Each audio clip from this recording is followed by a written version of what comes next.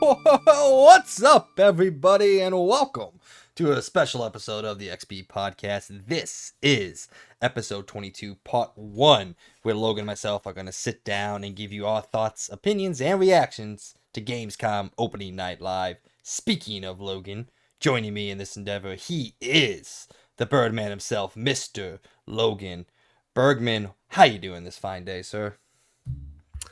Doing pretty good. I'm actually pretty surprised with the showcase. Can't wait to talk about some of the games and get right into it. Before we get into the thick of it, if you like what you're hearing and want to hear more for us, you can go to our YouTube page or our Patreon page and search Experience Point, spelled capital X, capital P, ERIENCEPOINT. There, you will be able to find all of our uploads, including this one, and all episodes of the XP Podcast, our weekly video game and pop culture news podcast, where Logan and myself, and sometimes DJ, sit down with y'all and talk about all the news stories and happenings inside and out of the video game world. We post a new episode each and every week, so you can listen to it whenever you want. New episode reminds you for you... Oh, that was a sentence. New episode reminders for you. This is the part 1. Come back next Monday for part 2 of the XP Podcast, episode 22, if you want to hear what we have to hear about the news. It's shaping up to be a pretty interesting week. Got a lot of positives, got a lot of negatives, a lot going on in the video game industry right now. So strap in and come back and listen to us on Monday or Tuesday, whenever I get to it, and you'll be able to hear all that.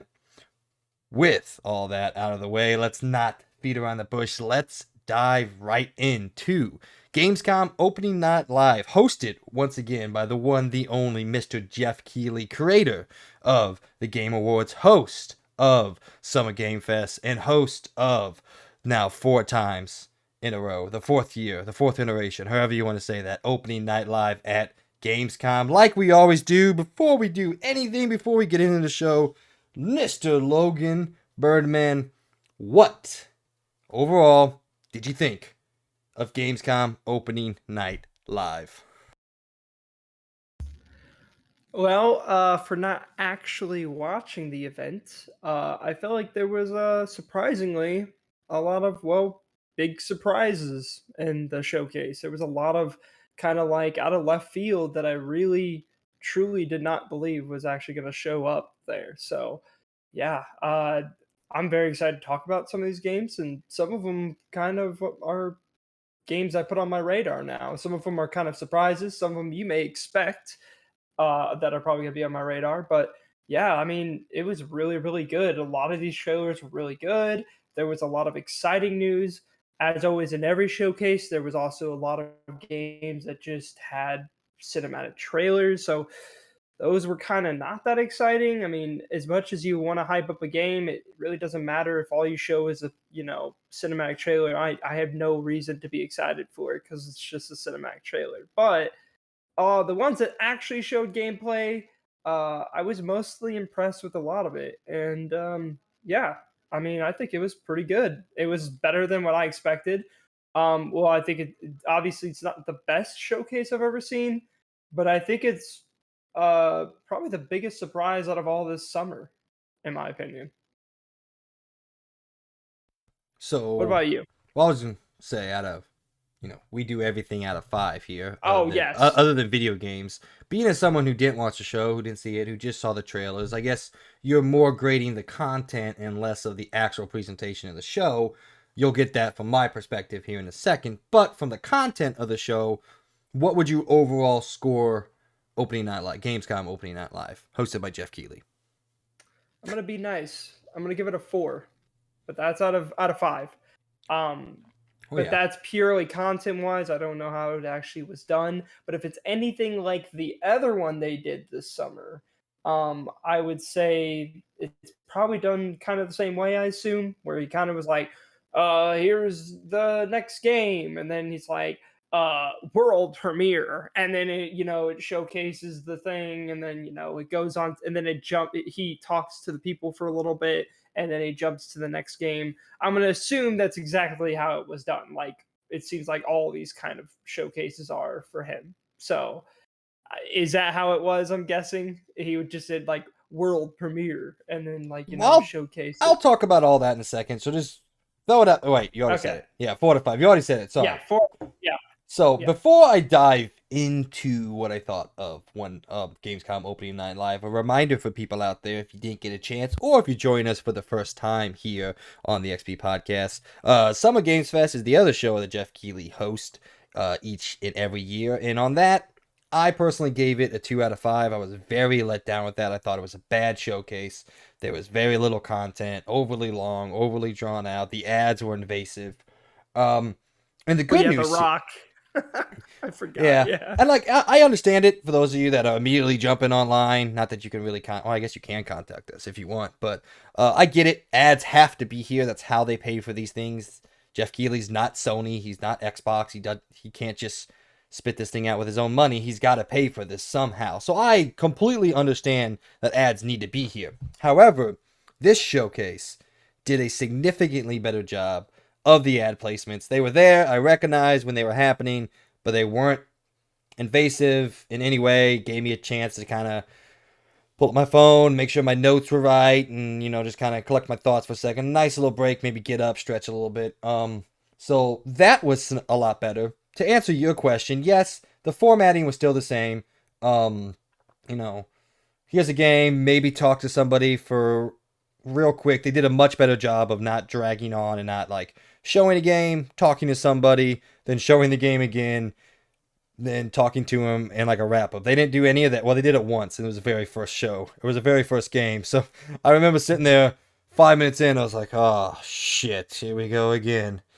But no, they didn't do that. They really got in, got out, introduced the games, let the games speak for themselves, and then moved on to the next one.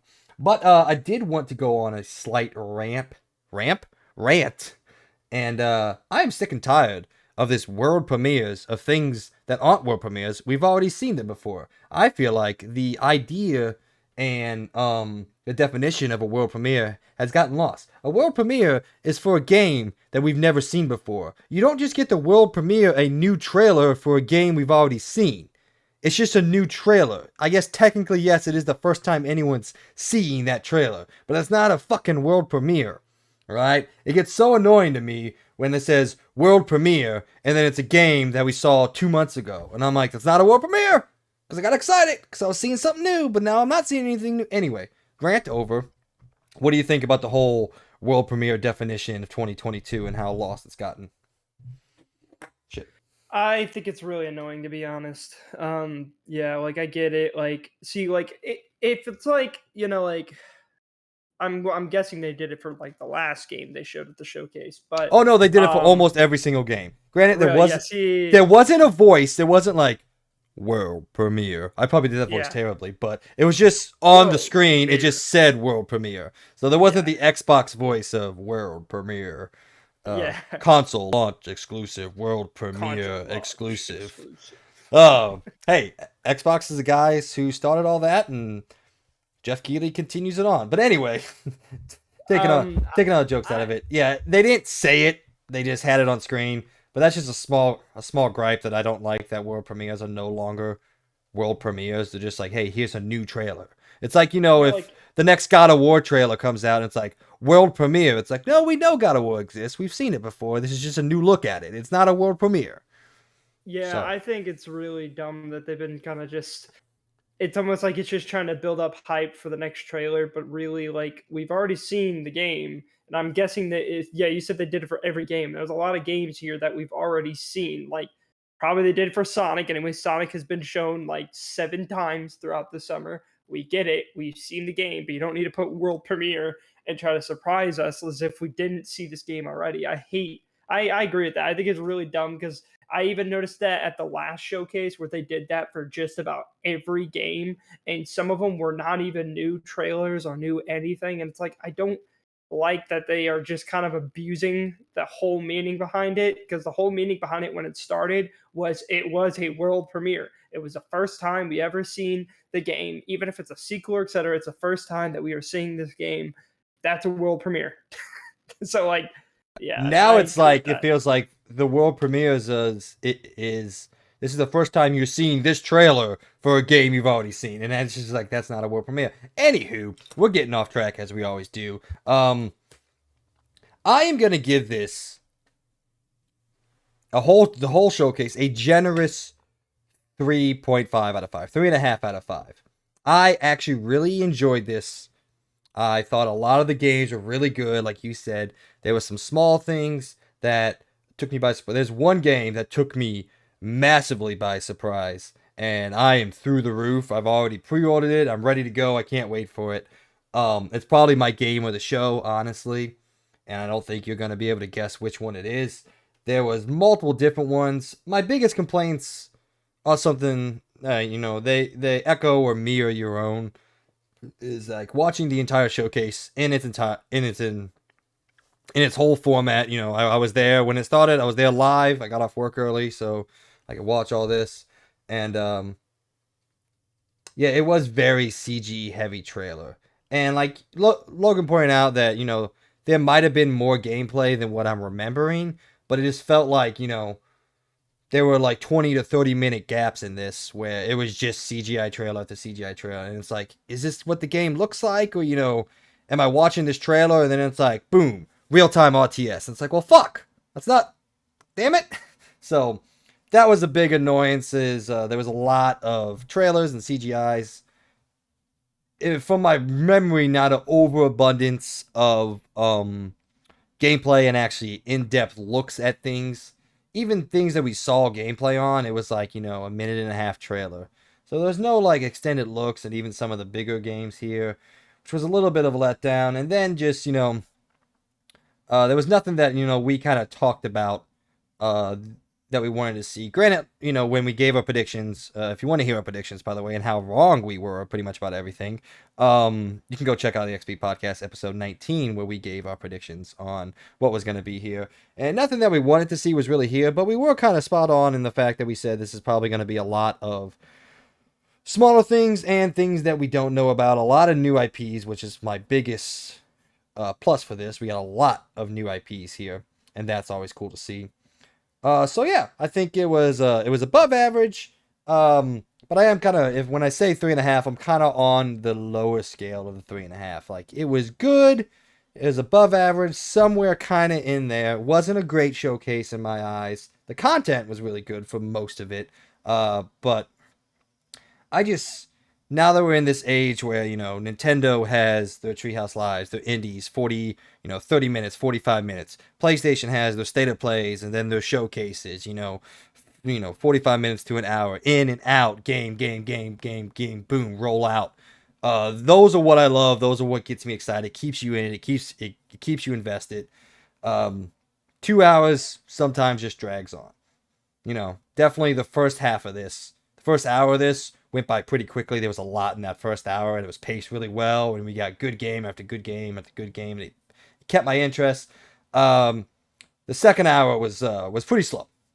It was a pretty slow letdown, but said overall, above average to good is where I'd put it. I enjoyed it. I didn't think it was a waste of my 2 hours. I wasn't mad or anything like that, but yeah, definitely a massive step up from Summer Game Fest that, yeah, like I said at the top of this, we gave a 2 or 2.5. I don't remember what I gave it, but it wasn't a good showcase. I didn't like it. Logan didn't like it.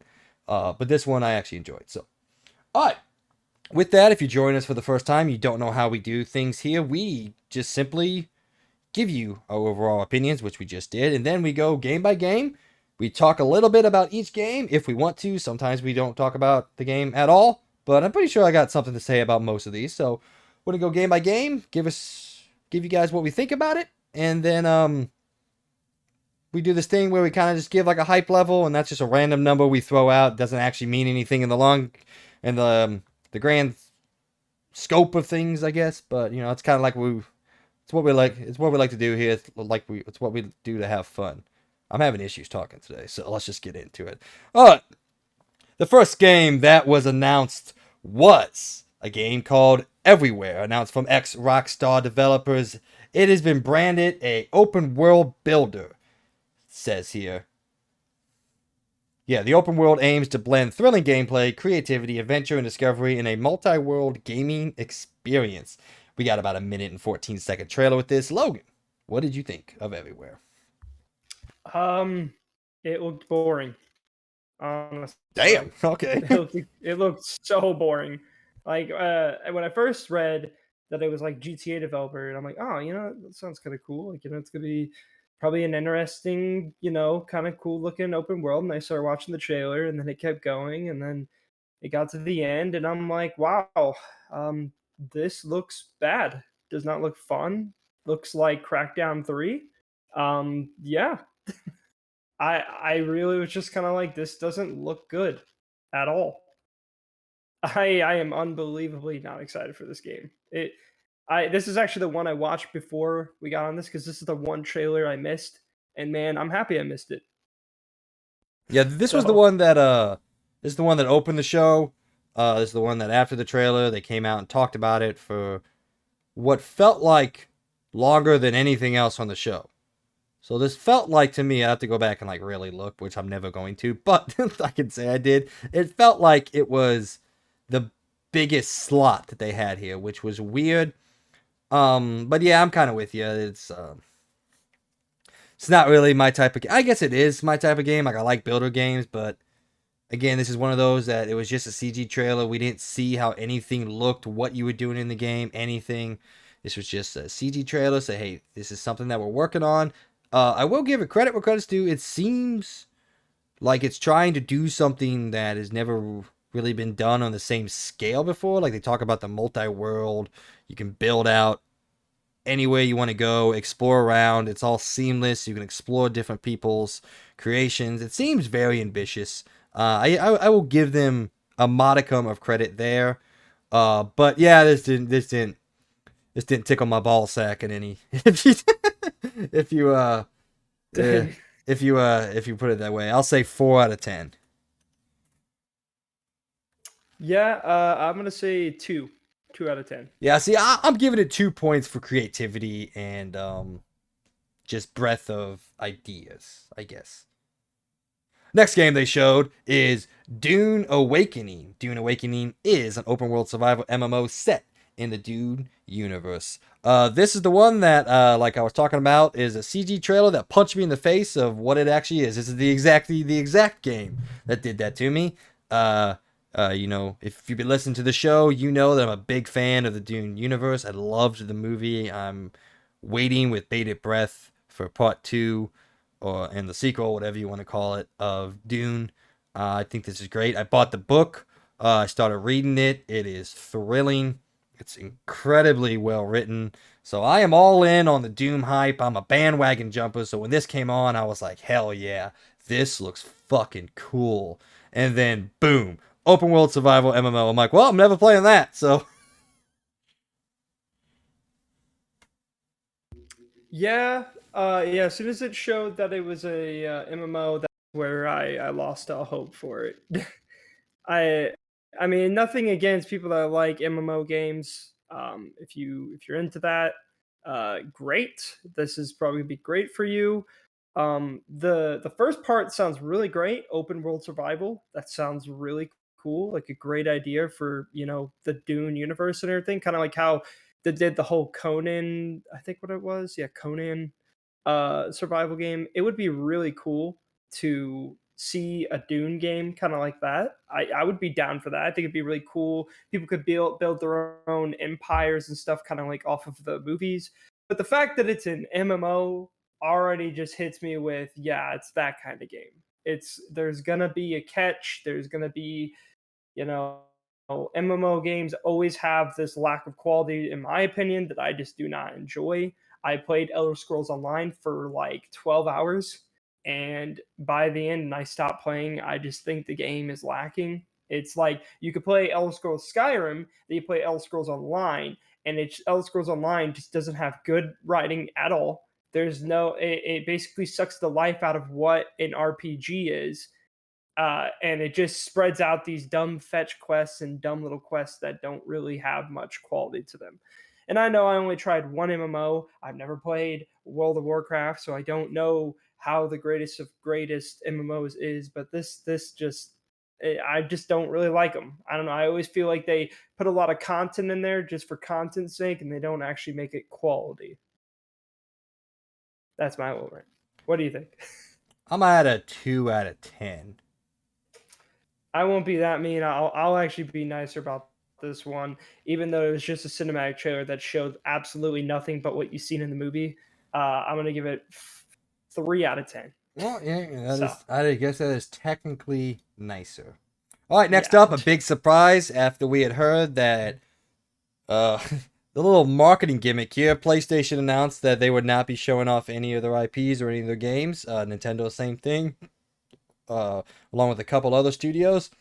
But then Mr. Jeff Grubman, that's not his name. What the hell is this guy's name? I forgot his name. His name is Jeff. I forgot his last name. He came to the stage and started talking about Sony and PlayStation. So, of course, I perked up a little bit. And we finally, after way too long a wait and years of behind the curve, Sony finally announces what appears to be their Pro controller called the DualSense Edge. Couple of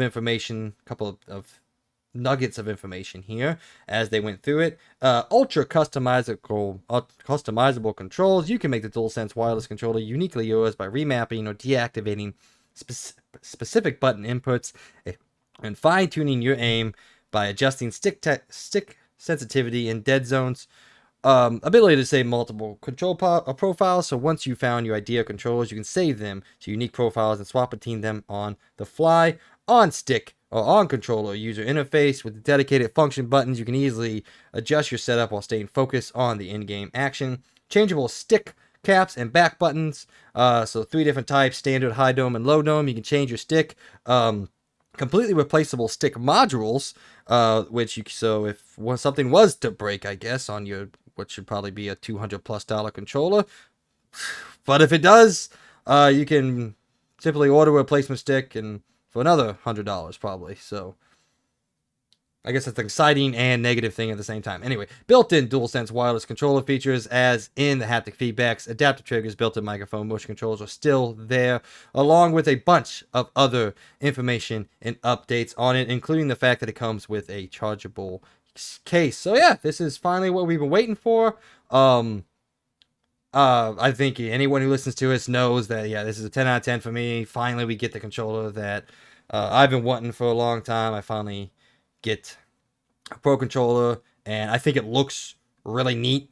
I think the blacked out trackpad with the PlayStation buttons, the blacked out buttons. I think this looks awesome, and I can't wait to get it in my hands and play with it. And that's pretty much it. It's exactly what I wanted it to be. And yeah, 10 out of 10 for me. You know, not a game, obviously, but I'll buy this day one as soon as it comes out. Sweet. Logan, what do you got? this is exciting. What did it actually? Is it actually going to be priced $200, or No, that's are you just just me. guessing? That's just me guessing because like the Xbox One is $200. This will probably be It's a actually 150. is okay. Well, when it launched, it was not 150. So Well, yeah, I think yeah, I'm pretty sure it's 250. Well, still, yeah, I don't know. Well, whatever. To get in the news, I think it's really great. This is really cool. I was actually pretty excited about this. Might be a down the road purchase because this, yeah, I love my Elite controller. I have the Elite 2 controller for my Xbox. I use it all the freaking time. I love it. Especially for playing shooter games. This controller is beyond amazing for that. Um, and this is exciting because, yeah, I mean, it'd be cool to have something like this. I hope one thing that they update with this controller, especially with the price point, I hope the battery life is really good. Because I'm not gonna lie, the PS5 controller has shit battery life. It lasts maybe, like for me, it doesn't last long enough in my opinion. It kind of runs out pretty quickly. Um, but I I would hope ballpark this it is around the 4 to 5 hours if the game that you're playing is really hitting the controller's yeah. features. Yeah, which is not great, but you know I got multiple sets, so it doesn't bug me. But I understand for That's what I'm people saying. Yeah. who don't have more than one. By the way, Xbox Elite is $179.99 from Xbox. Oh, well then I guess I got mine on sale. But Yeah, it doesn't matter either okay, way. so It's gonna be well, it's probably expensive. gonna be 108. It's probably either they're gonna match or they're gonna go above with 200. Um, but yeah, no, this looks really cool. It's like the literally what I was hoping PlayStation would make at some point. So yeah, no, this is super good news. I mean, yeah, 10 out of 10. This looks cool. I like the controller. I hope they come out with a black version of it. Other than that, I think it's super cool. I really like it a lot. I think it looks good. The only thing that's a little weird. Wait, so are those at the bottom of the two thumbsticks? Are those buttons too? Um, Like under the that's thumbsticks? that's what I have drawn a conclusion on. Um, there's a lot of outlets out there that are saying it only has two of the back buttons as opposed to Xbox's four, which is true. It only has two back there, but it appears to me, if you kind of look at the trailer and some mock-ups, especially on the PlayStation blog, it appears to me that those are also buttons that you can just slide your hand down and hit. But there is arguments out there that says those are just the function buttons. But I don't know why you would have two function buttons. That would be real dumb. You feel like you would just have one function button. But so I guess no, I don't know for sure yet, but it seems to me through not mock-up images, I guess it's real. Through the images that they've shown, kind of what I can gather, those seem to be the other two button placements and where they decided to put it, which I think is a cool placement. Yeah, I think it's a little weird. That's the only thing I think is a little weird if those are buttons. I mean, I guess you could probably figure out a use for them. I do think it's a little weird that they didn't put the four like the Elite controller in the back because I do prefer that. Because basically, what I do is I basically do the XO triangle square of the PlayStation controller. I put those as the back bumper thing, so you don't even have to move your hand off the aiming stick, which again is preferably for shooter games. Um, but I am happy at least they added the trigger tension control in the back. That is phenomenal. I use it all the time on the Elite controller, and it makes shooter games so much better because there's more of a click to it. It's like you're playing on, I guess, PC with a mouse, and it feels a lot better. But yeah, I mean, this is exciting. I don't really have much more to say about it, but I can't wait to see it. And if you do get it, I'll have to check it out. Before we move on, I want to correct Logan's error. He said the sacred symbol's wrong. It is cross, circle, square, triangle. Oh wow, sorry. Didn't mean to hurt, Sorry that it You looks like an said X, a X. square, and an O and a It's not an O. triangle. It's a cross, circle, Hey, triangle, at least I'm square not calling it a Nintendo, so don't be coming at me. are the sacred symbols. So sorry for those of you out there that got offended. I'm right with you. Moving on, the next game that they showed Oh my. is we got new gameplay for the Callisto Protocol. If you've been following along with the show, you know this is one of my most anticipated games of 2022, and nothing that I saw here um lessen that at all. So I think everything they showed, the interactive gameplay, they showed you being able to use your stasis powers or levitate powers or whatever they're calling it in this game, being able to throw, being able to block with that was something new that we saw. I thought that was really, really cool. The interactive features with that, being able to pick up an enemy and block a projectile attack from another enemy and then throwing that enemy back. They showed off new mutations, which is something that is brand new to this. Well, first of all, I guess before I dig too far into it, for those of you that don't know anything out there, Callisto Protocol is the newest game from the creator of Dead Space, Mr. Glenn Schofield. He has gone off and made his own game that was at one time uh, set in the PUBG universe, which is still the craziest thing I've ever heard in my entire life, but it is no longer connected to that universe in any capacity at all. So yeah, in the first segment of gameplay, they showed off what some of the combat looked like. I will say that the enemies gave me massive clicker vibes. They even moved like clickers from The Last of Us. And then the second set of gameplay, they showed us, I guess, like a slide thing, and was really just leading to the impalement death that she got chopped in half by fan blades. But yeah, everything they saw here got me even more excited for the game. Logan knows this. Anyone's listening, I can't fucking wait for Callisto Protocol. I have the collection edition. It's on my fantasy. 10 out of 10 hype level. Nothing changed. Nothing went up. If I could give this 11 out of 10, I would, but that's not fair. So yeah, well, Logan, what do you think about this? Um, well, I will say this. I did kind of call this, but then you turned me down and said, "Nah, there's no way they're gonna do that." And then they did. They did come out with more gameplay for this game. I will kind of ruin something. I mean, it's not really ruining anything, but I did also expect Dead Space gameplay to be shown here, but well, that didn't happen. But I did kind of call this, but then you said, "Nah, that ain't gonna happen." I'm like, "Okay." Then it did. So this is the one thing I kind of got correct on the last show. But other than that, other than my boasting, I will say, yeah, I mean, it looks like more Callisto Protocol. Very exciting for a game that I'll probably never play because I'm too scared to play it. Not because it looks bad in any way. It looks Oh, dude, absolutely amazing. it's It looks so beautiful. good. Like if I literally wasn't so scared to play it, I would probably play it. Like it looks really really good. Like super fun. Story looks great. The whole enemies look really awesome. Every gameplay I've watched has looked so good. But I just know at the bottom of my heart I'll never be able to beat this game, no matter how hard I try. So maybe down the line when this game gets really cheap, I'll probably get it and attempt it so I won't feel as bad if I don't beat it, but we will see. Next Oh, and game. I guess hype level real quick because I forgot to do it. Um, I obviously 10 out of 10, but will I play it now? So yeah, You're 10 out of 10 hype for me to play it, right? yes, Yeah, yeah. okay. Next game they showed off is actually a world premiere, so they got this one right. What is now the newest winner of the stupidest named video game of all time, the sequel to Lords of the Fallen, titled now The Lords of the Fallen, got a new world premiere reveal at the Game Awards. That's wrong. At Opening Night Live 2022. It is, like I said, the sequel to the original Lords of the Ring, which some would call the original Soulsborne knockoff game, if that's the way you want to phrase it. Sure, I don't care. The trailer shows off the gritty and dark fantasy fans wanted to see. This one I don't care about at all. I actually tried Lords of the Fallen back in the day, and I really didn't like it. But being a new fan of the Soulsborne genre, at least in Elden Ring, um, wanted to see what you thought about this. But I will say I'm a fucking 5 out of 10, I guess, just because I know people are really excited about this, and it looked really cool. The trailer was great. I don't care about these kind of games anymore at all. So what do you got, Mr. Bergman?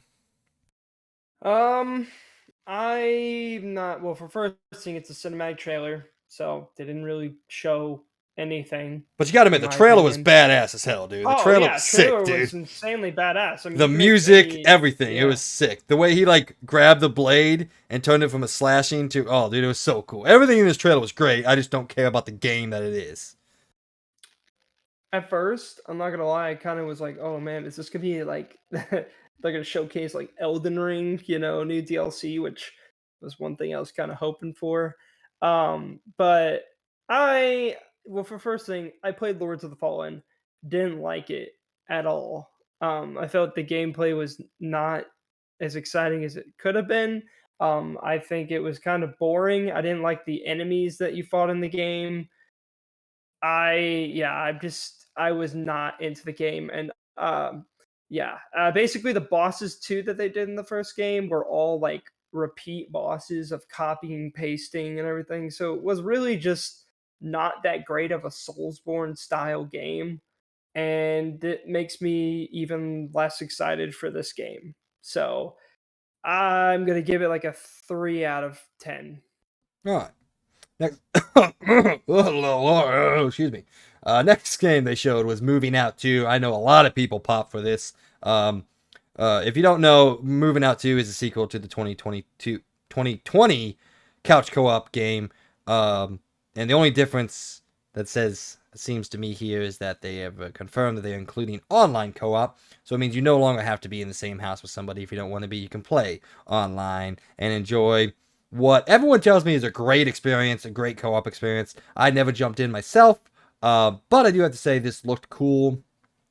Uh, Maybe depending on when it comes out, maybe Logan and I will give it a shot, but we'll see.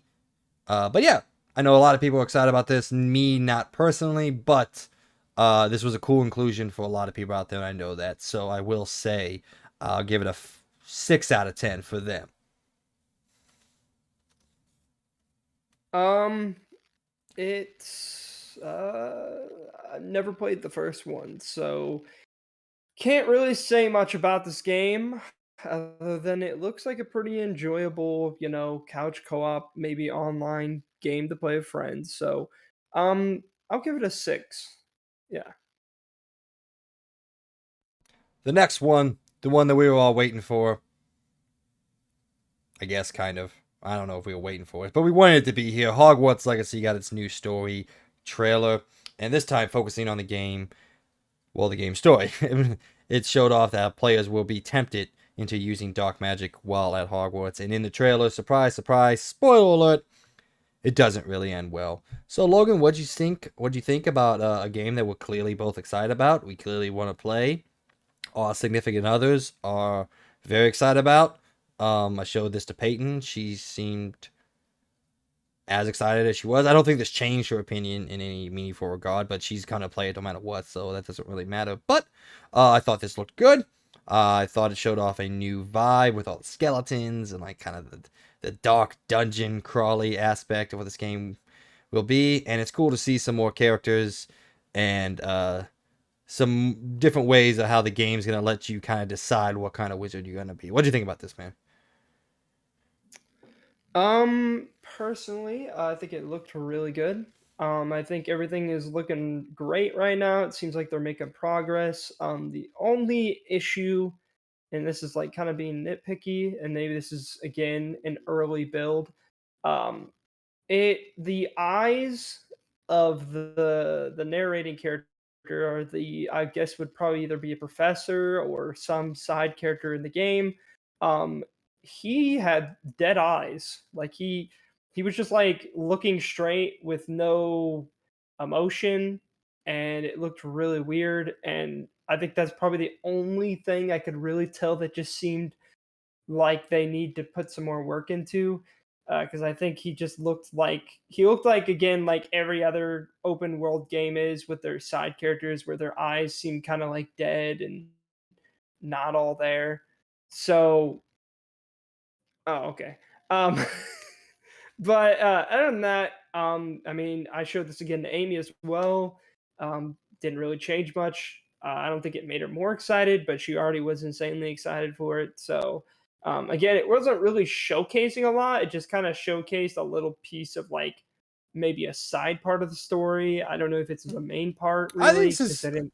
I think this is honestly like one of those well, to liken it to something that shouldn't be connected to it at all, but like the original Infamous, where you could like make light and dark decisions depending on what was going on. You could like choose to be the good guy, choose to be a bad guy. And I think this is one of them where you can choose to embrace the dark magic of the world, or you can choose to fight it. And from what little we know about this game, we do know that's kind of one of the main driving points is your decision to be what kind of wizard you want to be, whether you want to embrace the dark magic, the dark arts, I guess, to speak properly, um, or fight against those. So I think this is honestly probably a very big story moment.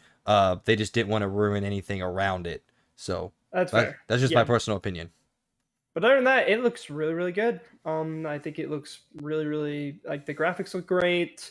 Um, Honestly, I'm just more excited for them to showcase some of the open world stuff. Maybe show some of the Griffin writing. That'd be kind of cool. I know they don't want to showcase everything, but I just want to see some more of like, maybe some a little bit of exploration just to kind of see some of that.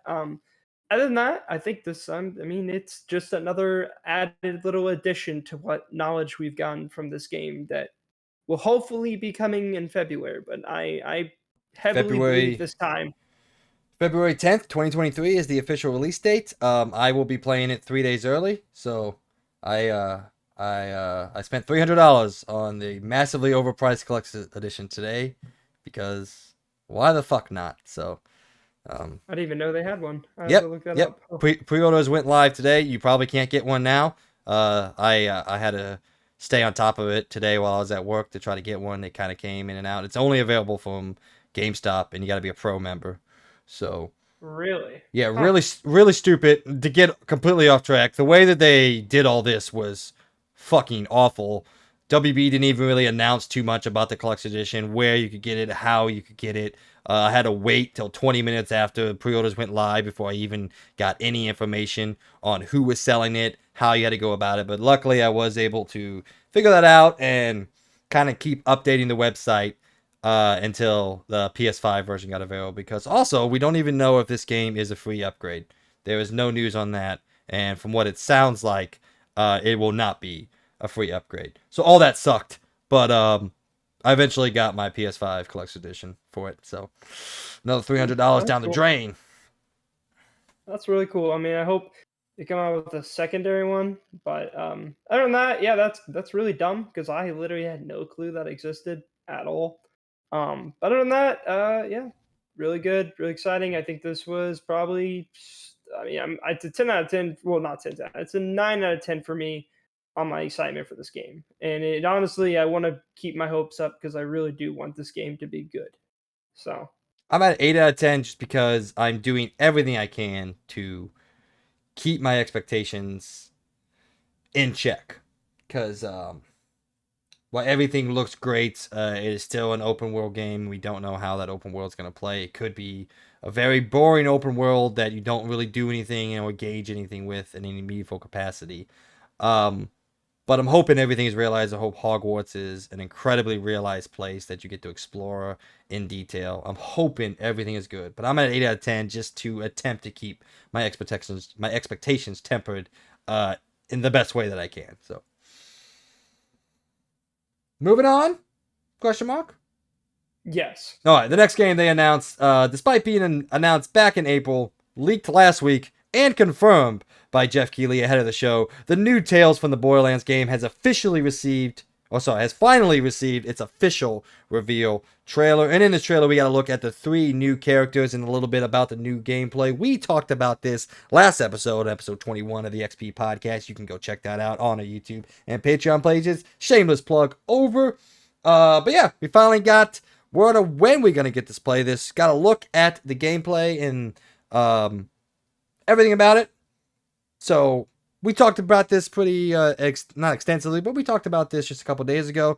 The only thing that changed here is we finally got to see it. So did seeing it change your opinion at all? Because you were a little lower on this than I was. I'm excited. I'm here for it. I love Tales from the Borderlands. I think the name is real dumb, but whatever. It's the year of dumb names for games, I guess. So what'd you think about this, Logan? Um, I don't really know. I have very mixed feelings about what I saw. Um, I um, I don't know. The characters don't seem that exciting to me. At all. Like at all. They all seem very. I mean, I guess that's the point. They're all supposed to be the losers, as they say at the beginning. And I don't know. I mean, the graphics look good. They look like Borderlands 3. They look really, really good. Looks a lot better. I'm a little sad that, I mean, again, all we've seen was the one returning character from the original. I guess I was just kind of expecting more of them to be showed in the trailer. I don't even know what they're, if they really have any big part in this game since it's technically the sequel, but I guess not the sequel. Um, I don't know. It really didn't get me that excited. I mean, I love the Tales from the Borderlands. I think that game was amazing. It's my favorite Telltale game still. I think the story was really, really great in that game. I really liked all the beats and everything. I liked the comedy. It was very Borderlands. Um, I think also I'm kind of bitter because Borderlands 3 was such a disappointment, which still hurts me to this day because that game should have been great. And honestly, this just being made by them, it's not made by the people that originally made Tales of the Borderlands. I'm not very excited for this. Like again, I just don't think the characters are that great so far. They didn't really show them off in a very appealing way in my opinion. I was excited to see Reese back, or Rice, whatever, I can't remember how to say his name. But I'm happy to see him back in some way or form from the little clip you see him in. I like again that they're doing a lot of the company-based stuff, kind of like how they did with the original one. Other than that, yeah, I I'm not really that excited for this game. I'm very wary of it. I'm very scared it's gonna really suck. And I mean, again, the characters aren't really catching me, and that's who you play as in the entire game. So I'm gonna say 4 out of 10 on my excitement for this game. I am very much different than you, so but that doesn't matter. It's whatever. I'm at a 7 out of 10. I'm very confident that this game is going to be exactly what I want it to be. Knowing that all but two of the original writers of the first Tales from the Borderlands game has been brought on to work at Gearbox. Knowing that, you know, well, yes, this isn't being made by the same people who made Tales from the Borderlands. This is being made by the same people who made Borderlands, which Tales from the Borderlands was based off of. So I think it's more of in the original creator's hands. I am also different. I liked Borderlands 3. So Logan and I are at two very different places with this game. But we'll see on October 21st when it comes out. If it hits that date, we'll see if it's good or not. So I'll probably be getting it day one. I'll be playing through it. It's probably going to be a shorter game, 10, 12 hours, whatever. But I'm at a 7 out of 10. I have a lot of faith that they can do it, and mostly just because, we have different opinions on what came before. So, anything else you got? No, not really. All right. Just kind of hope it's better than what I'm expecting it to be. Well, let's hope. So, all right. Next thing, Dying Light 2 Stay Human got its expansion detailed. Um, sorry, its expansion trailer revealed to us. I'm not gonna lie, I kind of checked out because I haven't played Dying Light 2, so I didn't pay too much attention. But from the reactions that I saw online, based on the people who are fans of the game and fans of this, people seem to be mildly into this. I didn't see anybody that was hugely excited about it, even from fans. I went on the official Dying Light 2 Reddit page, and people seem to be like, "Oh, cool, more of what I like," but it seemed to be nothing in here was like, "Yeah, for the fans, yeah." So I don't have any firsthand experience, but that is what I have gathered from the internet response to this. Logan, what do you got? Um, yeah, no, the this DLC is just really weird in my opinion.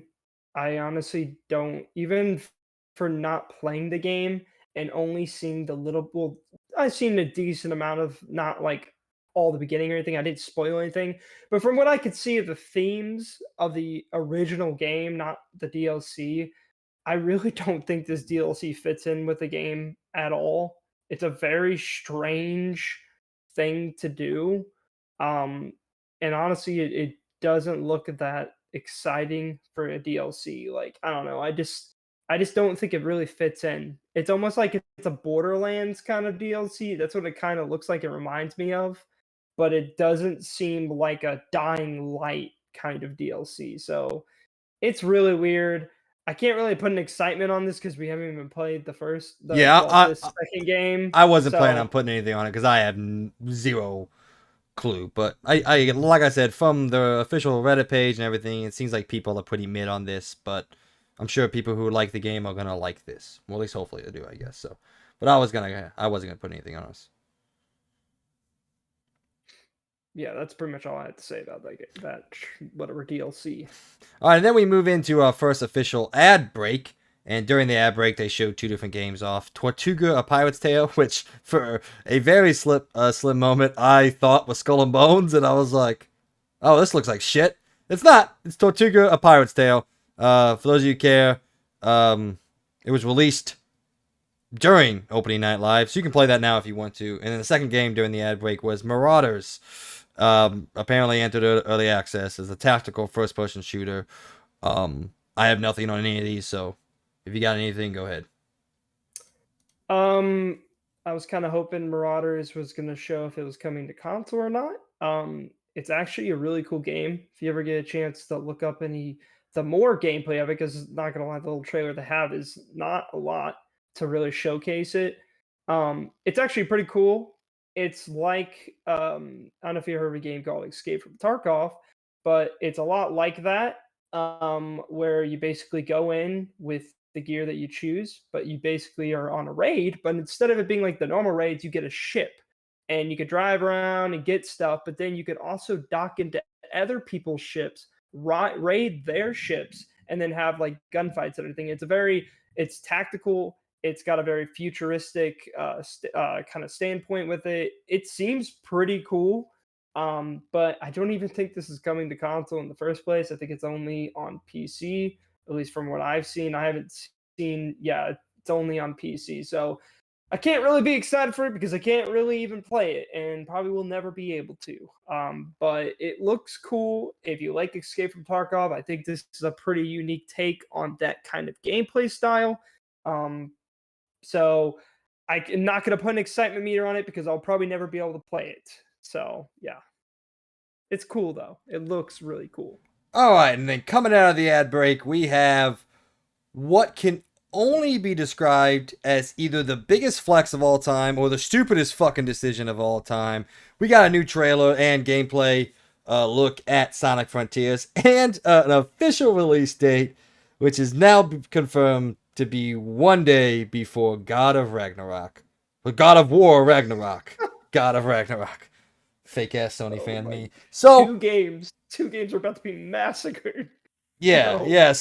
please. So this game is releasing one day after Skull and Bones and one day before God of War Ragnarok. So I can only summarize or come to the conclusion that Sega, like I said, either thinks this is the one of the greatest games ever made and it's going to just cannibalize both those other games, or they just don't give a shit anymore.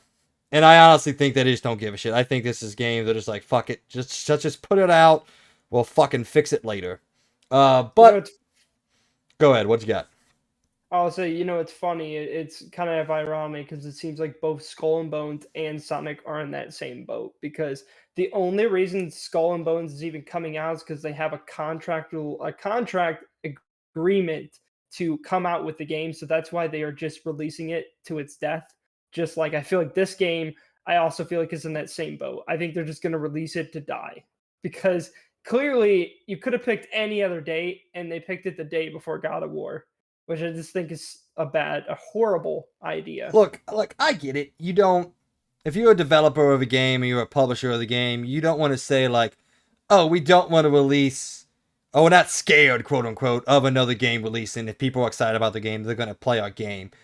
But you gotta have some knowledge that outside of Elden Ring, God of War is the biggest game this year.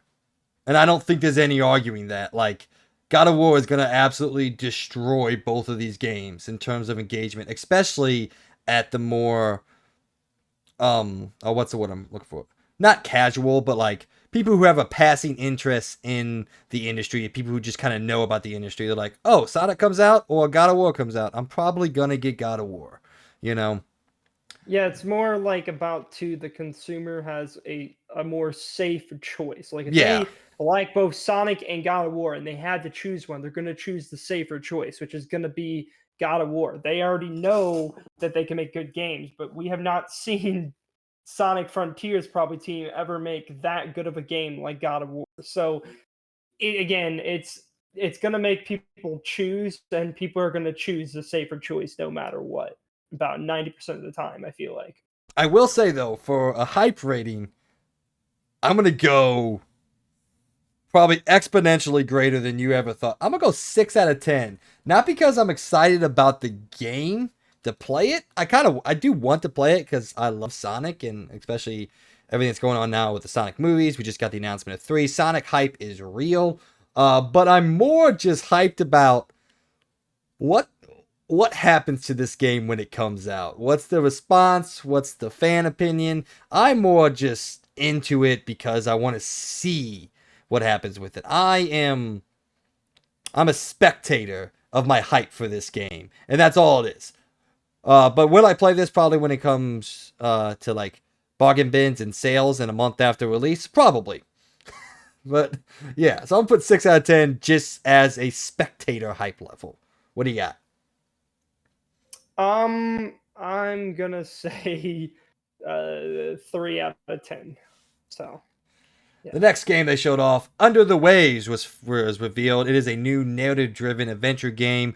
Been announced from the creators of from Quantic Dream, the creators of Beyond Two Souls, and better known for Heavy Rain and Detroit Become Human. This game is being developed by Parallel Studio, published by Quantic Dream. I thought there was a little bit of marketing gimmick happening during the trailer. However, Under the Waters follows Stan, an oil company diver in the 1970s who is exploring the depths of the North Sea. It is expected to be released sometime in 2023. But yeah, so there was a little bit of marketing bullshit happening here, and Quantic Dream came on screen, and I was like, oh, okay.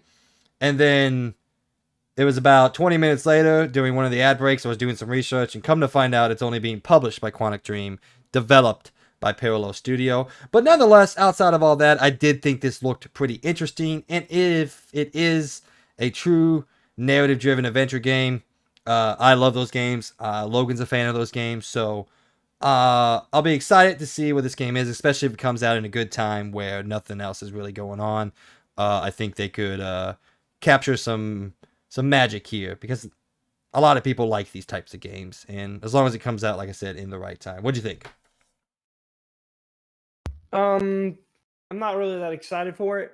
The premise isn't something that I'm like super into. I'm not into like most of these kind of just super like it didn't seem like there was a lot of talking and story and more of just like wow, here's another dream moment to it. That doesn't say that it doesn't look good. It looks great. It looks really cool. But am I as excited as other? I mean, I know it's not made by Quantic Dream, but other Quantic Dream games are published or etc. This just doesn't look that exciting to me. It just looks like I don't know, just like a walking game with cool things happening. So I don't know. Didn't seem like there was a lot of story going on, a lot of talking, more just like, whoa, look at this. Now I'm in a different world. I don't know. I guess I'll wait to see more, but my excitement level is like, I'm gonna be nice and say 5 out of 10. I'm at a 7 just because I like this type of game. So, all right, next game. We finally got our first official look at the gameplay of Goat Simulator 3, the sequel to the original Goat Simulator. It's skipping the 2 because why not? Apple can do it, so can Goat Simulator. So, yeah, we got a first a quick look at the gameplay, and guess what? It's Goat Simulator. But I did have this thought while the trailer was playing, and I was like, man, Goat Simulator out Saints Row. So, but that was just um, my own funny thought I had during this. But anyway, I know the people excited about this are very excited about this, DJ included. This game comes out November 17th, so rough release date, a day before Pokemon. But I don't really think those two games will cannibalize each other as much as, say, Sonic or God of War together. And yeah, I think this game just looks endlessly fun. And I have to say, I'm thinking about checking it out, you know? Maybe probably after Pokemon and after Callisto Protocol, but I'm thinking I might jump in there and check it out. DJ and I can have some conversations about it. But what'd you think about what you saw here? It looks like Goat Simulator. Yeah, I mean, It looks better than Goat Simulator 1. It seems like it's far more polished and I mean polished as a Goat Simulator game could be, I would say, but it's more polished in a sense than the first one was. It looks like they're doing a little bit more in this game and yeah, it kind of does remind me a lot of Saints Row with just the wackiness and crazy crap happening. So yeah, I mean it looks kind of cool. Will I probably get it day one? No. It'll probably be one of those games I get down the line when it becomes a lot cheaper, or it comes to Game Pass or etc. or PlayStation Extra, I guess. Um, it's a game I'll probably wait for that no matter what because I don't know. I mean, yeah, it looks like a wacky good time, and it's kind of nice that they didn't make it a $60 game. They made it less than that by quite a bit. Um, but I'd still just like I don't think I'll buy it. But I will say it does look really fun, and my hype level, honestly, it'll be really nice. I think it's like I'm gonna say 7. Yeah, Yeah, I'll I'm do gonna say 7. Why I'm not? gonna say 8 out of 10, just simply because I do kind of plan on checking this out and playing with it, if not just for the conversation I could have with DJ about it. So, and I'm not expecting it to be like a 20-hour experience. So, next game they showed, Return to Monkey Island, the sequel to The Secrets of Monkey Island that came out about 3 decades ago at this point. So, one cool note here. I don't have too much to say about this. It looked really cool. The vibe of the trailer was really awesome. The joke about the horse armor as uh, pre-order bonus is great, and the fact that it does nothing, it just sits in your inventory. Oh, that's funny. I love the vibe of this. Not gonna play it, but one cool note is that the game is releasing on International Talk Like a Pirate Day, which is apparently September 19th, which I did not know until this exact moment. So there you go. Cool bit of information. You learn something new every day, right? Yeah, that's actually pretty cool. That's that's really fun. I didn't even know that was a day. So yeah, what do you think about the vibe here? It seems, you said, super fun. Seems exactly like people who are fans of Monkey Island are gonna like this. So, but I got nothing for it other than the fact that it looked cool. Yeah, I'm not a big uh, point and click adventure games. But I think this is a very nostalgia driven game, and I'm really happy. I'm very happy for the people that like Monkey Island. This seems a lot like more Monkey Island with a new nice coat of paint to it. Looks great. I think that it is pretty funny though about the horse armor thing. I really like that joke. That's really good actually. Um, and I honestly think it's kind of funny too how Goat Simulator and that 2 in a row, very funny, good comedy to it. But yeah, not excited. Don't really care about point and click adventure games. I think those are probably easily some of the most boring games in my opinion. But yeah, I'm gonna say 2 out of 10 on my hype level. But I'm really happy for everyone else. Just not excited at all. Next game that was revealed comes from the Subnautica developer Unknown Worlds. They've announced a brand new game, a digital tabletop strategy game written by none other than Brandon Sanderson himself, a very famous fantasy author. If you don't know, he's the author of the Mistborn trilogy. He's the guy that completed. Um, oh my God, the fucking time one. I'm so mad that I can't remember this. I'm literally watching the show right now. But anyway, he helped complete that series. He's a very famous guy. I know people were going crazy knowing that he wrote this game. But anyway, this game is, like I said, a digital tabletop strategy game that has elements of real world Warhammer 40K with the painting of the miniatures and the battle system. You know, very similar to most other strategy games you've seen. But this is the game that I said at the top took me by complete and utter surprise.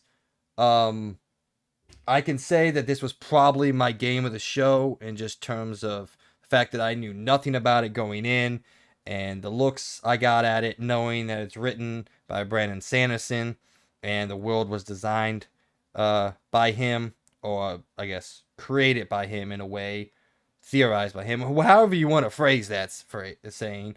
Um, yeah, I'm at a 9 out of 10 for this. I thought this looked absolutely fantastic, super unique with the whole painting of the miniatures, and everything I saw about this game during the showcase and things I looked up after the show. Yeah, 9 out of 10, probably my game of the show, because I already knew about Callisto Protocol, so I didn't really account that. But in terms of new things that we saw here, I thought this was as cool as it got during the show. I loved every bit of it, and yeah, I can't wait to check this game out. Comes to early access later this month, and like I said, I will 100% be playing this when it comes out. What do you think about this, Logan? First question: is this yeah, it is only PC. Yes, it Well, is. I'm 0. sorry. 0. Literally just 0. Okay, but I was excited. if you I'm 0 could now. play it, what would you Oh, be? I would say 6. But as soon as I seen that it was only PC, I'm like, oh, happy for the PC people. Looks great. Yep. Not salty.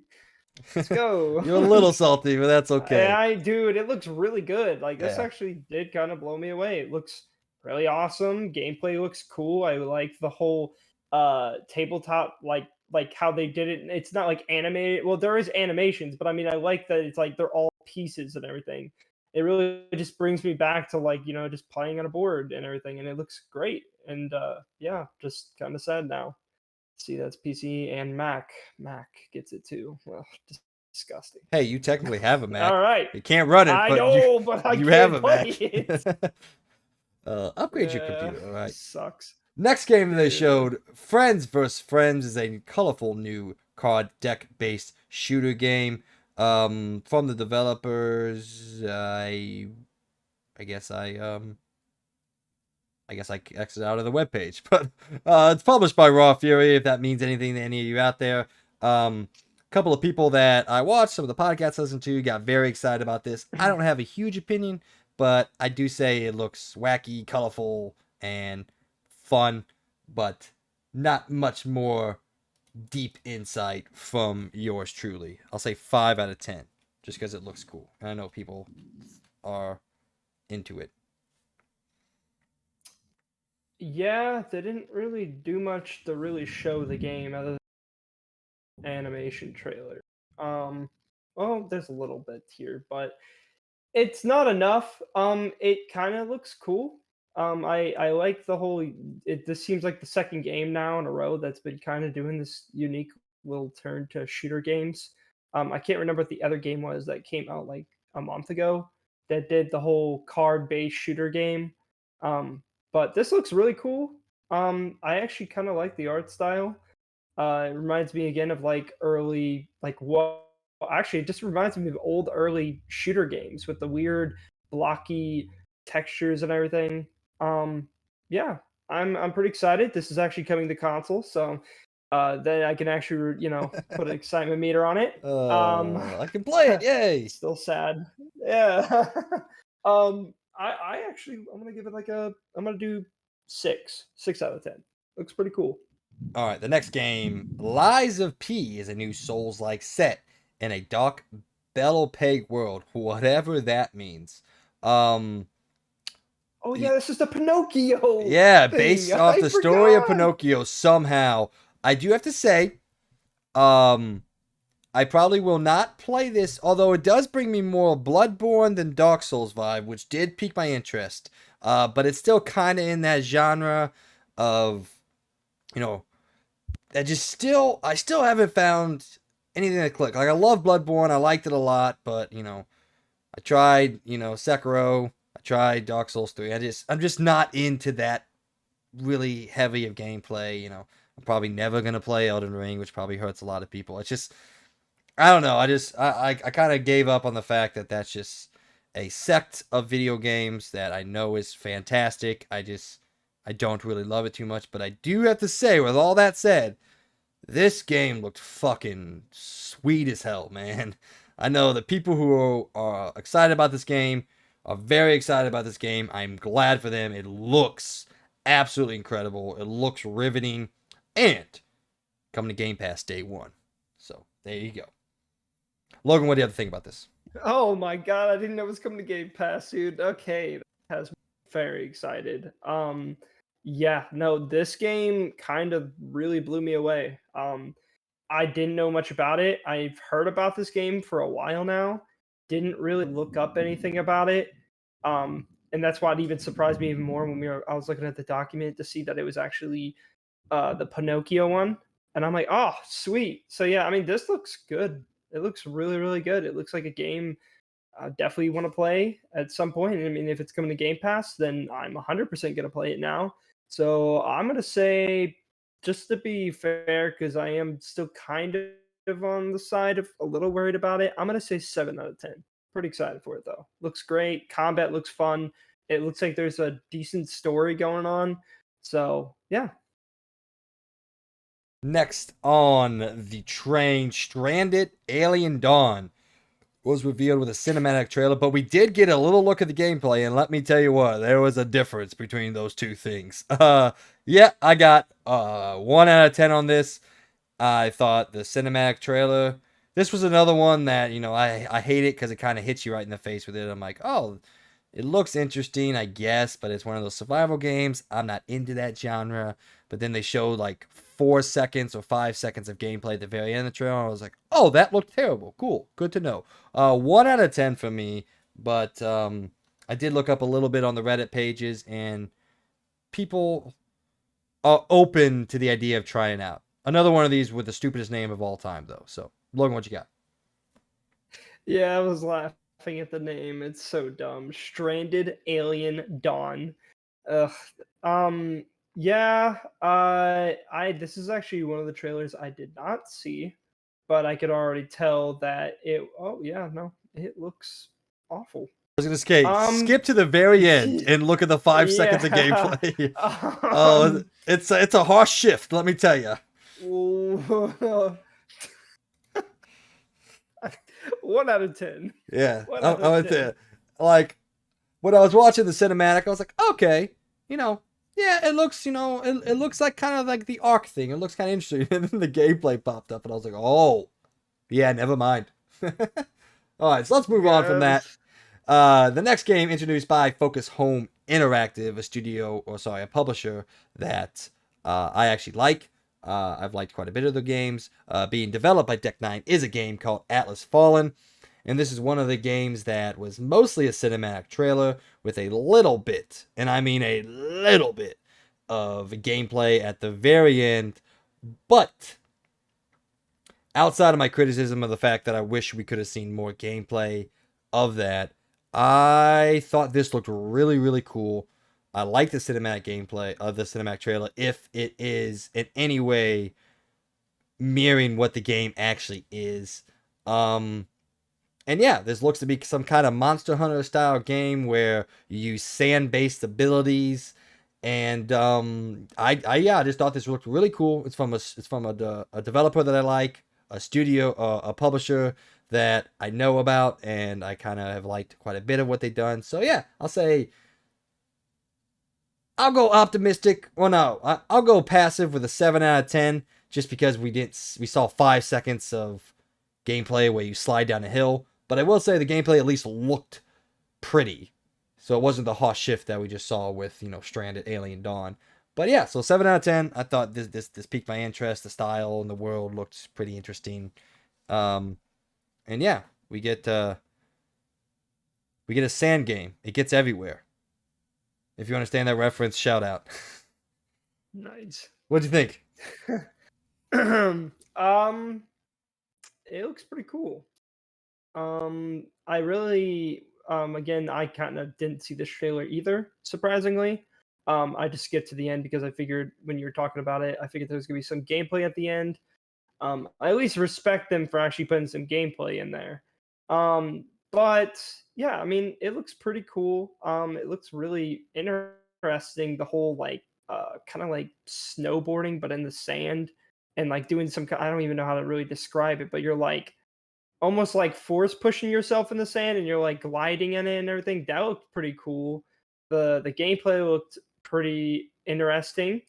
Um, yeah, I mean, I'm gonna say just because I didn't really see enough to really be super into it.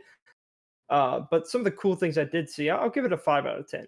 I'm pretty excited for it. It does look kind of cool, but other than that, they didn't really show enough to be like, oh, okay. Yeah. Next on the list is our 18th look at Homeworld 3. This game seems to be at every single smaller showcase known to man. I can't tell you how many times I've glazed over this game, and guess what? I glazed over it again. But again, I did a little bit of looking into the Reddit pages and all that, and people who are excited about this game. Very excited. Everything they showed seems to be what people want, so good for them. 1 out of 10 for me personally, but 7 out of 10 for the people who want to see it or who are happy with what they showed here. You got anything for me? 2 out of 10. Okay. Our next little ad break comes up, and I will say an ad break because it's sponsored essentially by Hoyoverse? Yeah, that's the developer. That's how you say it. Hoyoverse. They showed off Genshin Impact trailer. It's more Genshin Impact, ladies and gentlemen. Then they showed a new look at their turn-based JRPG called Honkai Star Rail. Again, awful name, but I guess kind of interesting based off the premise, but I don't like Hoyoverse. I don't really like kind of the way they do things kind of on the back end. I don't want to get too political about why I don't like them, but just know there's some things about them that I don't like from a more personal standpoint, not a video game standpoint. And yeah, then they threw in Job Simulator VR in there, which I guess I missed somehow, but it's on the document, so I guess it was there. What do you got about this little break right here we had? I mean, I'm not really the biggest fan. Not, I've never really played Genshin Impact, but I don't know if I ever will. So cool for the people that do like that game. But yeah, I'm not really that excited for the other thing either. I really don't think Honkai Star Rail just looks okay. So two out of 10. After that little ad break segment, we dove straight in to the new trailer for High on Life, the game coming from the creative studio behind the minds of Rick and Morty, Justin Roiland. This short little gameplay trailer showed off a boss fight with some foul mouth weapons. And if you were paying attention, there was also another 25-minute gameplay segment that they showed off later in the week at Gamescom. And I just have to say, I don't think I've ever been more excited for an average looking game. And I don't say that from the personality. The personality of the game is the Rick and Morty. It is the foul mouth, dirty humor, and I was laughing during it. But the gameplay, I thought, looked very standard. And all that aside, I can't wait to play this game. This is a day one for me. I'll say 7 out of 10 just because I didn't think anything that I saw here or in the 25-minute gameplay sequence that they showed off later looks like it's doing anything new at all. But the personality of the game, the characterization of the game, and the feel of the world, I can't wait to experience. So 7 out of 10 for me, even though I will have to say it looks very basic. But I'm still super excited about it. Logan, what do you got? I'm gonna go with a heavy 9 out of 10. I am very excited for this game. Um, I really, really like the art style. I like where the story is going. I think it's very interesting and very funny. It's not gonna be a very deep story, but it's gonna be a very Rick and Morty slash Solar Opposites, which is the other show, kind of comedy. I think the comedy is absolutely hilarious. Um, Honestly, I think it's pretty impressive, the graphics in the sense. Like, yes, it's not super next gen, but I like the style that they're going for. I feel like it's a very unique, interesting looking style. I'm trying to figure out what to compare it to. But other than that, like I think it looks really good. It looks really clean. The gameplay looks fun. Yeah, I think the gunplay could be a little bit more smoother in some parts, but I'm actually really excited for this game. I've been excited since the first time they showed it off, and I'm even more excited. And the fact that it's coming to day one again, Game Pass, I am 100% going to be playing this game day one, and I'll probably beat it within that week, guaranteed. I'm very excited. Looks really good.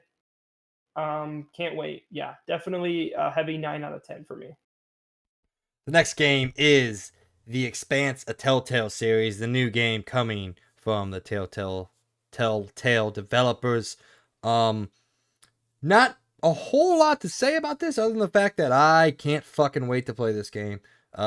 We knew about this game's existence. I love Telltale games. I love The Expanse. I think it's one of the best modern sci-fi TV shows and series. I've never read any of the books, so I don't have that knowledge, but I love the television show. I binged the shit out of it earlier this year, and I can't wait to play this game. I just can't wait. 9 out of 10. Well, I have zero knowledge of the show. I didn't even know it was a show. Um, but other than that, and I don't know how important the show is going to integrate into the story, which will kind of hurt what I'm Well, probably going to feel about the considering game. the main character of the game is one of the main characters of the show, it will help to have some knowledge, I guess, is what I'm saying. Well, that kind of sucks. Other than that, it did look good. It looked very Telltale. It's not like the most insane looking graphics, but that doesn't matter to me because I don't feel like any of the Telltale games really pushed graphics. But it I'm more excited for the story and the moments in it. It's gonna be a fun little game to play, and I probably 100% will be playing it, even though I literally have no knowledge of the show. So I hope it's a good story on its own. If not, that's gonna really suck because I'm gonna be very lost. I don't well, know. I mean, I played the Game of Thrones game, and I know this is not made by the same people anymore. I played the Game of Thrones game before I even watched Game of Thrones, so and I could kind of get the gist of what was happening there. so So yeah, I'm I sure feel like like I can get this. yeah, like I said, I'm sure this will be 100% a complete isolated experience, but it will help knowing like when different characters show up, it's kind of their backstory. That's all I was saying. I wasn't saying like the show is a necessary piece of knowledge that you have to have. At least I hope it's not. That would be bad because I hate when things do that. But if you do get a chance, like I said, The Expanse is one of my favorite pieces of science fiction that I've seen in a long time. I love that show. I think it's riveting. The character work is 10 times better than anything the Star Wars has put out recently, outside of maybe The Mandalorian. But I honestly think the character work is better in this than The Mandalorian. Um, so yeah, if you get a chance to watch the TV show, please do. It's on Amazon, all 6 seasons. Um, and yeah, it's great, man. So I can't wait. I've been missing my Telltale games. Telltale, I can't wait for them. So, I wanted to say, you said something about the graphics. It looks a lot better than the old Telltale games. I can't say that. Oh no, no, So, no, no. Yeah, it looks a lot better. I'm just not mind blowing, but again, I've never played a Telltale game and been like, wow, these are like the best graphics of this time period. oh no, But I think they still are very good. I still like the graphics a lot, and that's not really what matters. It's mostly the story and everything else that's happening. And I mostly liked all the stories in most of the Telltale games. So outside of Game of I'm still, Thrones. yeah, Game of Thrones is what really hurt me. I really wanted that game to be great, and it was going great, and then it ended, and I'm like, what did I just waste my time? I wasted so much time playing this game, Yeah, and and I'm just upset. it's the longest Telltale game too. It's 6 episodes. So, Yeah, it sucked. anyway, I was gonna say anyway. I was gonna move on. I don't know if I gave. I guess I gave it. I'm just gonna say 6 out Okay. because I am still excited for it. Next up, in what can only be described as the most off the wall, surprising announcement of all time. Yeah, I couldn't have guessed this in a million years with all my knowledge of the video game industry, with all Logan's knowledge of the video game industry. I don't think any of us could have predicted that this game was going to be here. Killer Klowns from Outer Space is getting a video game adaptation. It is a 3vs7 title that'll come to PC, PS4, PS5, Xbox, Series X and S in early 2023. So I gotta say, did you expect this, sir? Because if you say yes, I'm calling bullshit on that one. Oh, totally, man. I fully knew this. I had no Had it in your back pocket, huh? what's really weird right now? What is with all these weird horror games popping up out of nowhere? Like horror multiplayer games. Yeah, Because this isn't the only one. We have Texas Chainsaw that got announced like at like 2 game shows ago. Ghostbusters. Uh Ghostbusters now. There was another weird one I that honestly I just remember think seeing. kind I of thought there was like a like Halloween one or something like that. I thought I seen. I But really yeah, just there's a think lot. of like Friday the 13th came out and you had that asymmetric multiplayer style, and horror games just kind of fit with that. It just kind of fits and makes sense that you have humans versus monsters and the ability that people can play as both. I honestly just think they're all coming together because it just kind of makes sense and it fits the style with the gameplay. And I think people are just trying to come up with not fresh ideas from a gameplay perspective, but fresh ideas from a setting tone and I guess IP perspective. I honestly think that that's just what it is. So I don't really know anything about Killer Clowns though. Never seen the movie. I don't even know how big this property is.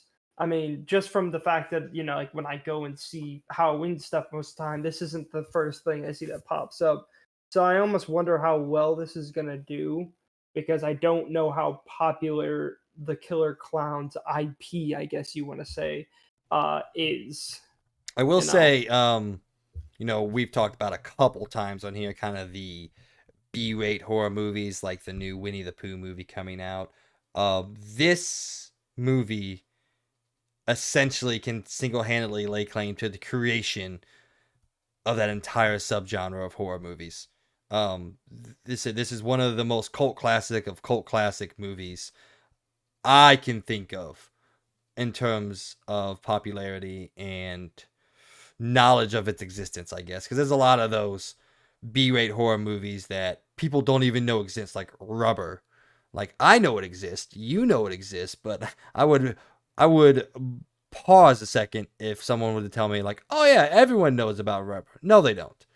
But like people who know, and this movie, sorry, I feel like can be credited with essentially creating that entire subgenre and style of horror, quote unquote, movies.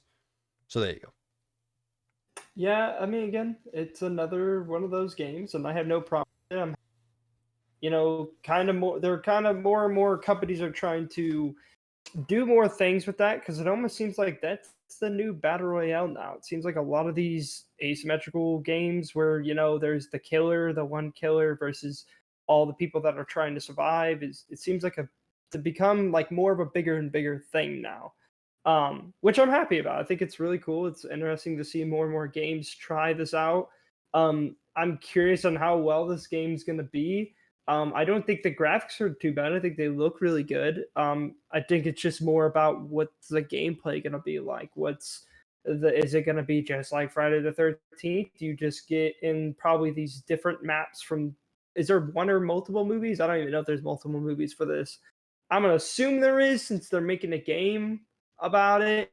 That there's probably multiple movies. That means there's a lot of content they can make out of it. But other than that, I mean, yeah, looks like another cool little kind of game like that. So I am not very excited for this game. So I'll be nice because it was kind of a surprise. I'll say a 5 out of 10. I'll keep it on my radar. More excited for the Ghostbusters one than anything. The next game that we saw was a game called Scars Above. It is a dark sci-fi action game. And that's essentially all we know about it. Because this was just a CGI trailer with no information at all other than I guess it looks interesting, but I don't know anything about it. So this was one of the big ones where I was like, I would have liked to seen something. At least in some of these, like, we were talking about Atlas Fallen. You got a glimpse of kind of the world and the gameplay and like what it might be like. We got some look at something there. And the Lords of the Fallen, we can kind of guess what that's going to look like based off, what it used to look like. But, you got Everywhere, you got Dune Awakening, and then you got this game, and it's like, I guess maybe I don't know. It's just there's nothing here to really go off, is what I'm trying to say. But from a conceptual standpoint, it piqued my interest marginally. That's fair. Yeah. I mean, I'm just gonna say 3 out of 10 because it's a cinematic. So that's all there is to it. Un momento, my mouse is dying, so I'm currently in the middle of switching mice.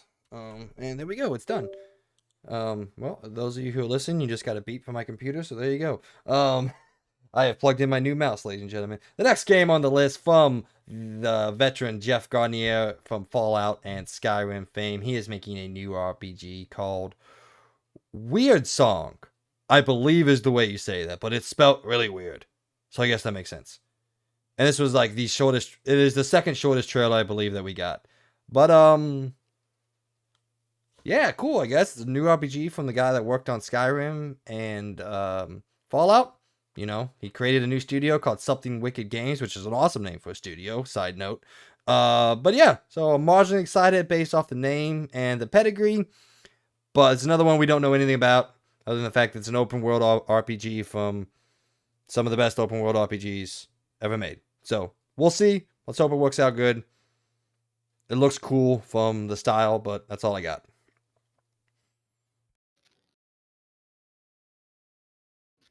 I'm gonna hit it with a 3 out of 10 because it's just a cinematic trailer. Because again, it's not really a lot to go off of other than text, cool cinematic gameplay or cinematic. That's it. So, yeah. Following that high note, Age of Empires 4 got some DLC announced. The Ottomans and the Malayans, I hope I said that right, coming as new playable factions. And if you know anything about us here at the XP Podcast, I don't give a shit about Age of Empires. Logan, Mr. Xbox, what do you think? Very excited. Can't wait. um, yeah. Cool. That's all I have to say. Just cool. 3 out Following of 10. following that, we got the surprise, and I'm just kidding. We got another look at Gotham Knights. World premiere. Yeah, world premiere of Gotham Knights. I'm pretty sure there was a world premiere on this one too. I hate that. But anyway, this did give us a new look at some of the new villains. Harley Quinn looks like to be a major part of the game and kind of like she has her own mob boss. Well, she has her own mob, so I guess she's a new mob boss if you want to say it that way. And Clayface will be also in the game. We did also get a look at Mr. Freeze, but we already knew he was in the game. The one bit of information we got coming out of this, other than the new villains, was apparently the game's releasing earlier than we thought. It got moved up by 4 days, so it's releasing October 21st instead of October 25th. Why? Who the fuck knows? But if you've been listening to us for any period of time, you know that I am some reason excited about this. Logan could give zero fucks about Gotham Knights. He has no faith in it. I do. So yeah, I am at a 7 out of 10 because I've been paying pretty close attention to IGN's first coverage of this game. And just something about, I don't know, man. Maybe it's a comic book movie. It's a comic book game, and I like comic book games. We haven't gotten anything in the Batman verse in a while, and I just think this has something to it, but I know that it has an extremely bad rep behind it, and a little bit of misunderstanding / miscommunication of what this game actually is at its core. People believe it's a live service game. From everything that I've seen, heard, read, whatever, it's not a live service game. It's just a single player game with loot in it. So take it at what you will. I'm just at a 7 out of 10. I know Logan's about to shit on it, so go ahead, shit on it. It's not going to hurt my feelings. I don't care. What do you got, sir? 2 out of 10. You're not going to shit on it in any way? I'm here for I you. mean, Shit on if it. people have been listening, it's not very excited about this game. I don't. I mean, even before like if you probably start way back in the podcast, you'll probably hear me talk about it a few times. I don't really care for this game. I didn't really care about it even before I watched the very bad gameplay that they first shown. Um, but I mean, first thing first, I don't really care for any of his kids. Not a big fan. Other than that, I could have gone past that, and maybe there would have been cool gameplay. Gameplay doesn't look that great. Visually, it's almost a downgrade from the Arkham Knight game, which is very disappointing. And I know it's even more disappointing for the people on last gen consoles when literally Arkham Knight ran on that system, but you can't run this game on there. Um, and I mean, I don't like the whole loot thing. I just think it's really dumb. It's basically a way to pad out the game and make it to where if you want to do this, and I'm sure there's going to be an end game, and it's going to be just like Avengers, and you're going to go through these raid things, and you're going to raid. And I'm sure again, this sounds like the perfect game for you, Mike, and I'm very excited for you for this game. Um, I know personally just by seeing some of the fighting and everything, it seems almost like it's been like when you fight people, your power is like nerfed because and you can kind of tell that in the fighting gameplay because of the fact that you're having this loot that affects your fighting and probably your I don't know, punch power, I guess. They're going to call it PP, and there's going to be a red arrow for bad PP and green arrow for good PP. I don't know. I'm just joking now. I don't actually know what they call it, I but want to it's just like, I want to open up a yeah. challenge to you. For the next 2 sentences, I want you to say PP as many times as you can. So the PP with the PP armor, it's PP or not PP. There's a PP which is a PP blue, PP purple, and PP gold, and PP that. And what he means by But PP, he is not talking about punching power. It is, in fact, a euphemism for the male genitalia, also known as a penis, also known as penile or erectile. All right, yeah, well, this has gone somewhere. I don't know where it's gone, but we are at but a portion of the episode where it's gone somewhere. actually, I would like to say though, I'm after seeing some more cinematic stuff, I'm gonna boost my rating up to 3 out of 10. There you Well, go. combined our two scores, and we're at a 10 out of 10 here at the XP podcast for Gotham Yeah. Knights. So, next game that we show, Where Meets the Wind, a new open world game set in the Ten Kingdoms era of medieval China, developed by Everstone Games. I don't know anything about that developer, but I have to say, even though this was pretty cinematic heavy, I think there was a little bit of gameplay in there. I don't remember exactly, but I do remember some heavy cinematics with a little bit of gameplay in there. The only thing I came out of this with, other than the fact that I'm super excited for it, is it's a Chinese mythology Ghost of Tsushima. Yeah, that's exactly what it looks like. And The I'm more and more and they I am look through these here for that, man. screenshots, I am here for that. I can't wait. 8 out of 10. I'm going overboard with it. I'm gonna be a little bit more wary, but it definitely does look so much like Ghost of Tsushima. Like I'm looking through these, the color tones look the same. The whole wavy grass looks very similar. Even some of the enemy types that they show in some of these pictures look like the Mongols. So yeah, I'm gonna say 7 out of 10. It does look, again. I love Ghost of Tsushima, and if it's anything like that, very excited. But yeah, it looks kind of good. Like I was looking through some of these little screenshots, and it looks interesting. So yeah.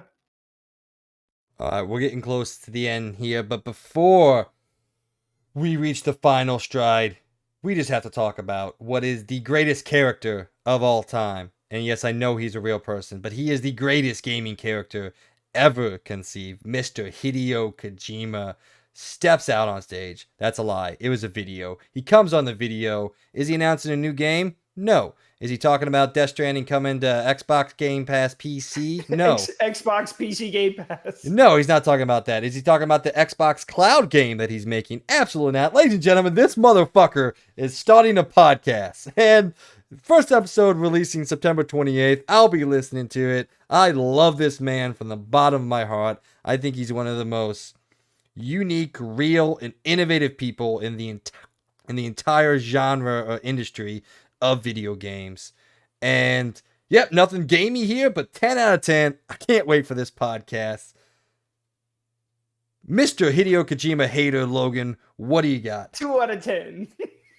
Fuck you. I mean, no, this is kind of cool though. I do think it's pretty cool that he's come out with a podcast, and it's literally, I'm guessing he's probably going to talk about how he makes his games. He's going to have a lot of interesting things to talk about, video game design, and all that. Even though I don't care for about 99% of his stuff, I'll give it a 5 out of 10. Yeah, I will say if that is what this is, which even if it's not, I'm there. But I mean, this man has forgotten more about the video game industry than I will ever dream to know about video game industry. So if those of you out there have any interest in this, unfortunately, it will be in Japanese English with English talk over audio. So we probably won't get we definitely won't get the best version of this, but it doesn't matter. I still want to hear what this man has to say. And yeah, so 10 out of 10. I'm excited for this podcast that we're talking about on a podcast. Yes. Yes. Next game, Park Beyond, a new amusement park sim was announced, and it looks exactly like Thrillville, or what Thrillville would be in the modern era. I thought this trailer was great. I thought this was super. I mean, it's if there was a Mike game, Park Beyond is a Mike game. So yeah, I'll be playing this. Can't wait. Thought everything looked super cool, super fun here. As I said, it's essentially a modern Thrillville. Yeah, no, I mean that's exactly what I got from it too. Like I actually played um Thrillville Off the Rails not long ago. And yeah, this is like heavily like so much of literally what Thrillville was. Even with the whole guy being like, wow, that could really work. That's very creative and everything. Like it literally it's like bringing people back to the Thrillville days. Because at first I thought what this was it was gonna be another what was that game that you played? Planet Planet Coaster. Coaster. Yes. And that's a much more, in my opinion, like realistic Oh yeah, no, kind of I roller mean, coaster game. it's styled like the like the 2 Point games. Like it has those characters and Yeah. all that. But like in terms of how you build coasters and how you go about it, it is using real world physics and real world understanding of roller coaster technology and how that stuff works. So, But but yeah, anyway, yeah. sorry, go And ahead. that's what I thought this was gonna be. And then they actually started showing the really crazy stuff. And yeah, it looks really cool. Really, I'm actually kind of excited for this. So and I do like these kind of games. I mean, heck, I've been playing a lot of 2 Point Campus. I know it's a completely different thing, but I do like these management style games as long as I am interested in the theme of it. And I really love amusement parks. I think me and Mike both agree that amusement parks are great. We love amusement parks.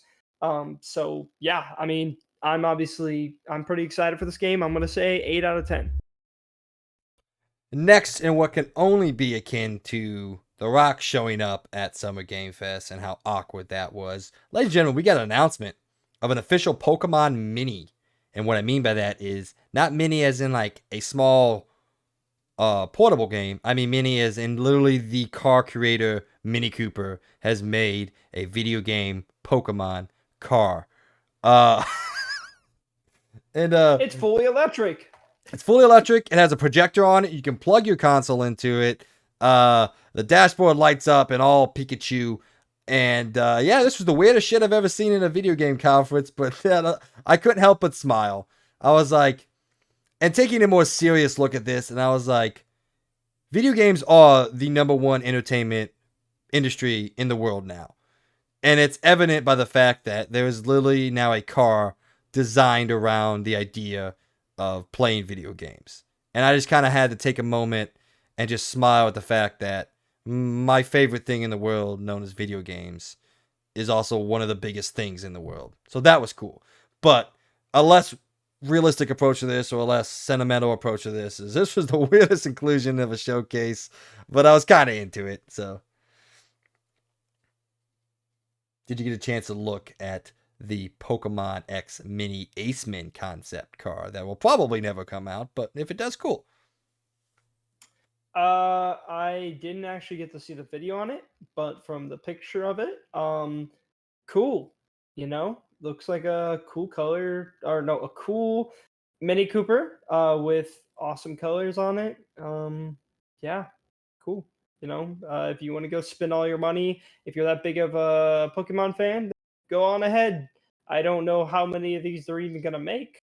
Um, so If they yeah, I even think make this is one, this is just a both weird concept. and cool. There's a Yes, lot of there's a it's lot of car concepts that get announced that never actually get made. So even I don't even know if they'll make one of these, but if they do, I'll be excited to see it in the wild.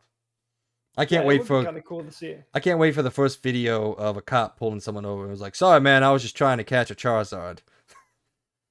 That's gonna be great. All right, the next actual game that came out is a new 2D, 3D hack and slash game called Phantom Hellcat from the developer Iron Bird's creation. I don't know anything about them. Phantom Hellcat stars Jolene, who breaks a seal on said cursed theater, prompting the darkness to take her mother hostage. So this is very, Phantom of the Opera. It's clearly what it's riffing off of. And yeah, this is a hack and slash combat game. If you like those type of games, a la Devil May Cry, a la Platinum style of games, obviously outside of Babylon's Fall. We don't mention that. Hmm. But so yeah, this looked cool. Probably not going to play it until way later. I normally play these hack and slash games significantly after they've come out, but I usually give the more prominent ones at least a check out. But yeah, I thought this looked cool, looked interesting, and that's all I got. Yeah, I would say the same. It looks really, really cool. Um, well, it looks cool. I like the art style. I like that it's like kind of the like papery kind of cutout kind of look to it in a sense. I like that it's all like theater based with the even the background stuff kind of looking like how like when you go watch theater, musical, etc. They have those cutouts in the background. That's kind of how it's done. I mean, it's known as a 2D slash 3D hack and slash. Again, looks cool. I'm actually excited. Not excited, but I am looking forward, and I'll probably keep this on my radar. I'm gonna give it a 6 out of 10. Looks cool.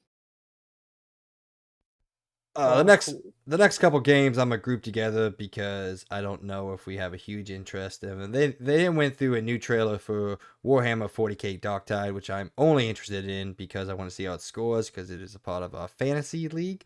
Uh, Dorf Romantic is a building strategy game that's already out on PC. Everyone seems to love it. It has huge positive ratings on PC. It's coming to Nintendo Switch. And then Blacktail, a new good and evil witchcraft game, was showcased. Do you got anything to say about these three, real quick? Warhammer looks cool. Um, I've been kind of keeping my eye on that game. I think the graphics look great. It looks like a fun kind of Left 4 Dead-ish kind of style game because I mean it seems like they're going more off of like what they've done in their past games, which was the Vermintide series of Vermintide 1 and Vermintide 2, which Vermintide 2 was heavily acclaimed as a really, really great Left 4 Dead style kind of game with the campaigns and randomly generated, uh, you know, kind of campaigns and everything. And it's cool because it has a lot of unlocks and stuff. And this looks cool. It's actually kind of cool to see that you get to customize your character, which I didn't expect. And that, yeah, I mean, it looks kind of cool. I mean, I'm pretty sure this is a Game Pass Day One thing, but I'm not sure, and I'm not going to say it is. Even if it's not, I'm still kind of excited about this game. I'm going to give it 7 out of 10. Actually, it looks really cool. It's my kind of game too. I love bullet hell games. So, and that Dorfromantic, I didn't see the trailer for this. Isn't this that train game on the Switch? Yes, sir. Okay. Yeah. Um, I think if you want to hear what I have to say, go check out the Nintendo showcase a while back. Not very. I'll just give a little summary. It's a train game with strategy, and it's got a cool kind of style to it. But other than that, not really that excited for it. It's not my kind of management style game, I guess I would say, with some strategy built in. And I did not see the Blacktail trailer, but just from reading it, it doesn't really sound that exciting to me. So, 3 out of 10. I'll give it a 3. All right, coming to the end now. The Outlast trial finally got a new trailer and gameplay. The prequel to the original game, Outlast, also announced is a closed beta for the weekend of Halloween, that being October 28th and November 1st. You can jump in and you can play a small section of the Outlast trials. If that whatever that takes, I don't know. And then the second to last game before we get to the last one. Well, duh, that makes sense. I don't know why you felt the need to mansplain that, but whatever. X Battlefield developers revealed a new shooter called The Finals in what can only be described as the shortest trailer of all time. Redefining the word teaser, I might even say. But a full reveal is coming later in September if you want to check that out. So yeah, what do you got to say about these two games? I'm guessing you don't have a lot to say about the Outlast Trials. Don't think you play those games, but what do you think about I did play Outlast 1, Okay, you're not gonna actually. play Callisto Protocol, but you played out But whatever. I was because I was with a lot of friends, Oh, okay? okay, If I had okay. friends to play Callisto Protocol with, I You had could a actually support beat group. the entire campaign. But You had a yes, I need a support group. support group if I'm Yeah. playing that kind of game. Um, but it's a co-op game, so I could actually beat that game. So it could be fun to play at some point, maybe down the line. Other than that, I actually did not see again the teaser for this final game. Well, it was literally 10 seconds, so. The little bit I'm seeing here, and it's not a lot to go off of. It looks kind of cool. It's got a weird, unique art style to it. Kind of reminds me, just from the little picture I'm seeing, it's got some like Bioshock Infinite looking vibes to it, with a little bit of the Mirror's Edge, with the very high emphasis of colors. It seems like there's a lot of yellow going on, a lot of red going on, and it looks interesting. Um, Again, I haven't seen this trailer. This is just me looking at the screenshots. Um, it looks like Battlefield 2 in a sense, so that excites me a little bit. So I'll give it like a 5 out of 10 because it does look kind of cool, but it's really just not enough to go off of to be like, ah, yeah, this looks amazing.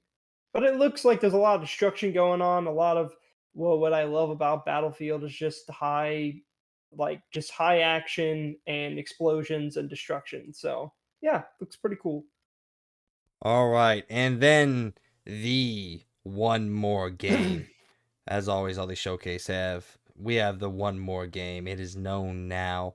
And this one was the official reveal of Dead Island 2. Yes, ladies and gentlemen, it's real and it's only a couple months away. We saw a decent a decently long cinematic trailer, followed by some talking, followed by a small look at the gameplay. So I want to let you go first because I have a couple things I want to say. So what did you think about the official first look at Dead Island 2, that was Dead Island? a game that was dead, but now this Yeah. game, Dead Um, Island 2, not set on an island. it's really, well, for the first thing, I want to say something that's really fun is the fact that it just happened that this game comes back after literally that whole Goat Simulator 3 incident where they came out with that trailer, which was literally making fun of Dead Island 2's trailer. I just think that's really funny. But secondly, wow, that's all I gotta say. First thing first, I mean, there's two wows to this. One is it's not dead. Ironic, Dead Island.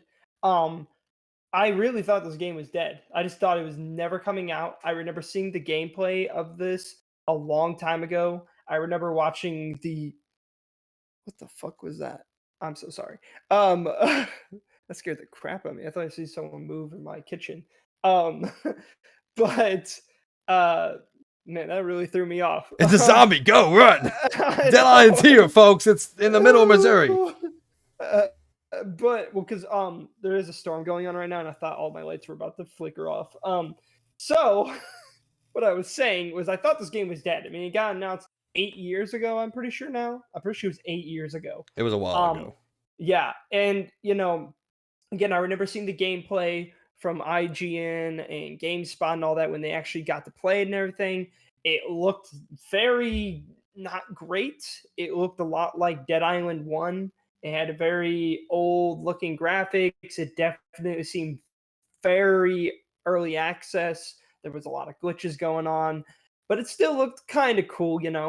And then, we just didn't hear anything about it. And then they came out with that weird arcade game that was kind of like correlated with Dead Island 2. I can't remember what it was, but it was literally you driving that I think it was with Jack Black too. And literally you're riding this like minivan, you're like hitting zombies, and that's the whole point of the game. It's a very short, basic game.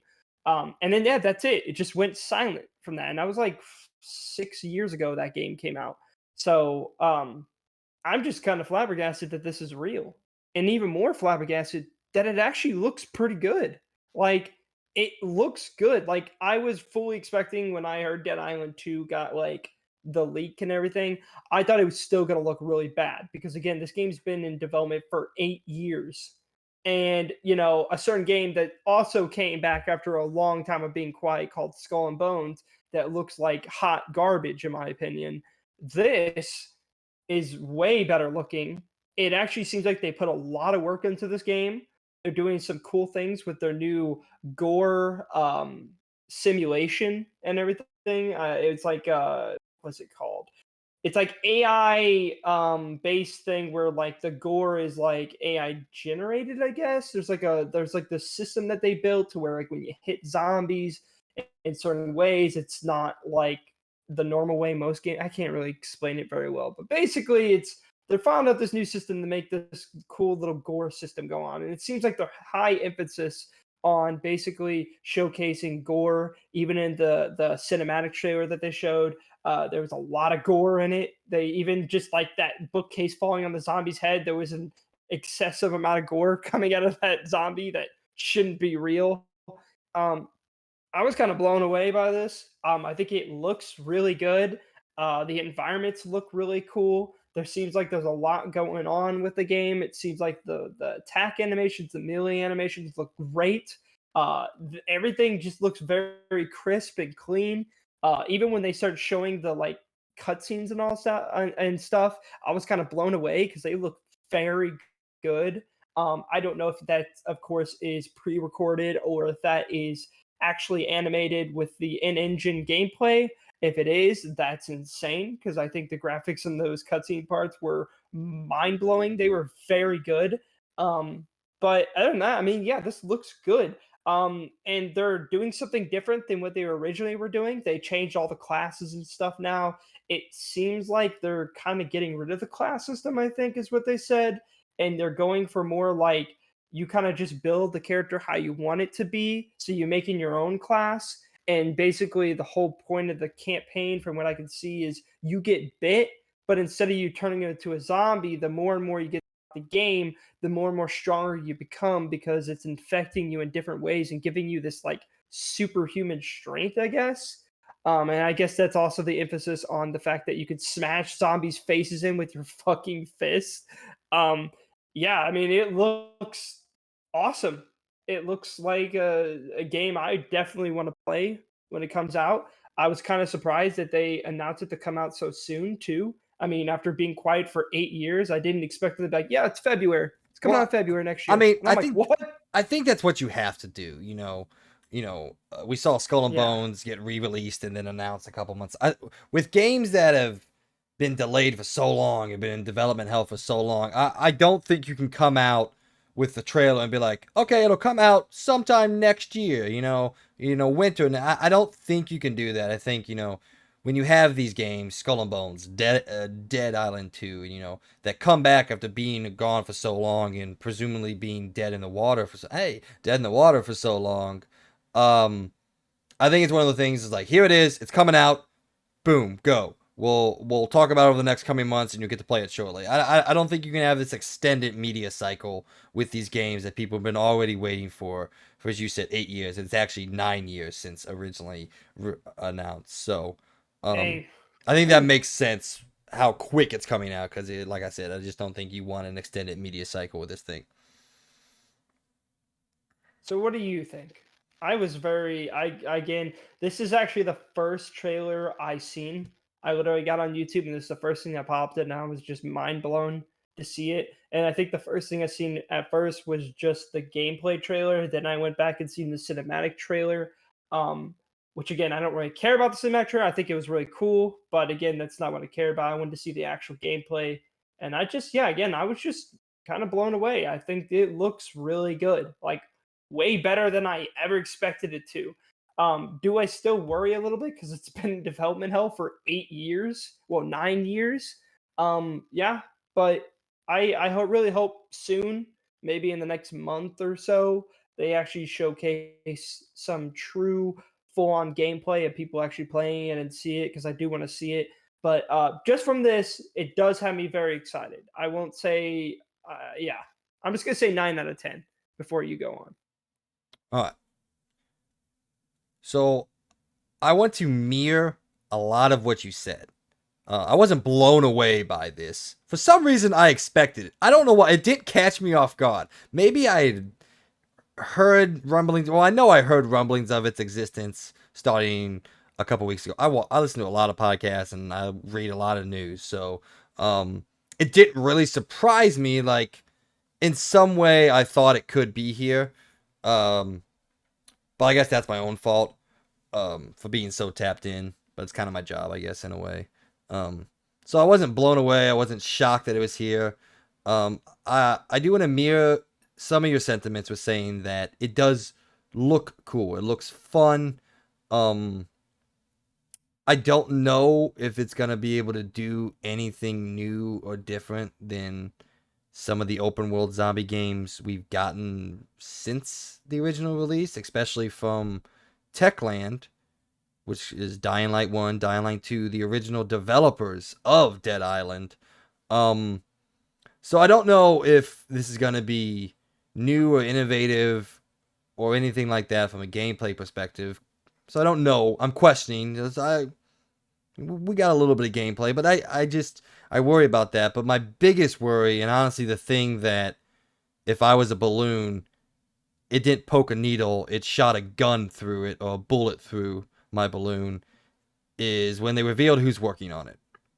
And that is Dambuster Studios. If you don't know who Dambuster Studio is, they've made one game of any significance. And when I say significance, I use the term very loosely. They made Homefront: The Revolution, which can only be described as one of the worst first-person shooters developed in the past 20 years. So that causes me more concern than anything I've seen here. Now, I am a proponent of people get to try again, and who knows? Maybe they learned from Homefront. They figured out what to do, what not to do in an open world first person shooter or first person game. Let's hope that's true. Let's hope I'm speaking out my ass here, and Dambuster is sitting there, but like, oh, we're gonna show this guy up. I hope all that happens. But if I was a betting man, I would bet on this not being what people wanted it to be and not living up to any sort of expectation of what there is out there. You had a 9 out of 10. I would say I'm at like a 5 just because of who's making it. I was excited for Homefront, man. I love Homefront. The idea of Homefront as a core is incredible. And I remember buying Homefront: The Revolution, and it was one of the worst gaming experiences I've had in a long time. So that is my biggest concern about that. But who knows? Like I said, I hope I'm wrong. I hope this game comes out and it's great. It's what people want. I don't foresee this, as said, blowing away expectations of being the next innovation of open world zombie gameplay. I don't see that at all in this. But so yeah, that's all I really got. I hope it's great. I hope the 9 out of 10 that you gave it lives up to that. In this game meets all the expectations you have, whatever those may be. But me personally, I almost checked out the moment I knew who was making it. And that's where I stand. That's fair. Yeah. I mean, again, I have my worries, and I'm not like full fledged like, oh, I went to go pre-order it and everything. No, um, I'm keeping my eye on it. I'm gonna definitely, it's gonna be heavily on my radar now. I'm gonna be keeping up with it a lot. And like as soon as the first actual gameplay gets released, or like somewhat or anything, just to see something more of the gameplay, um, I'll keep my eye on it. I'll see more about the campaign. It probably again won't be one of those games I buy day one, but it will be a game that I will keep my eye on. I'm still very excited for it in a sense because, I mean, again, I liked Dead Island 1 for what it was. It wasn't perfect. It definitely had problems. And then Dying Light came out and just knocked it out of the park.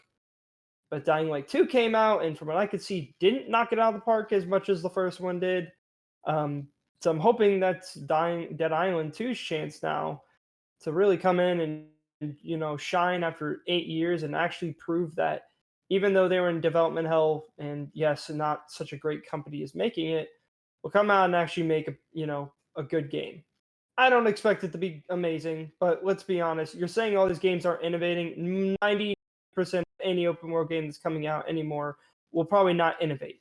They'll always Oh, I stay totally agree with doing you. the Yeah. same thing as any other game. Like Horizon Zero to or Forbidden West did probably the same thing as 90% of other open world games have done before. Same as the games before that. So I don't think anything's gonna be like like straight up just mind boggling, completely different. But I do hope that they do some interesting things with it. I'm still curious if they're gonna have it the same style game as like the first game where you pick up items and they have like certain levels and certain gear things. That's things again. That's the things I'm curious about. So I'm excited for it still. It again, yeah. I'm surprised it wasn't. Well, I guess we kind of knew it was going to be showing at some point with the all the pictures I've been seeing to release, but I guess I didn't expect it so soon.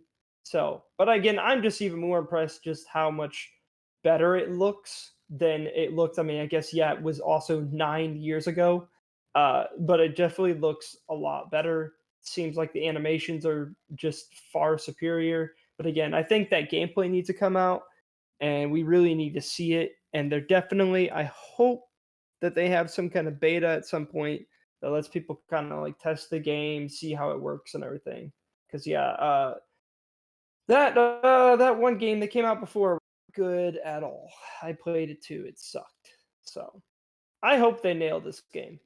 I really do because I want Dead Island 2 to be great. It seems like a cool area to be in. I think California is a really interesting area to put it in. It looked like a lot of the locations that you've seen in it. There was a lot of variety in a sense.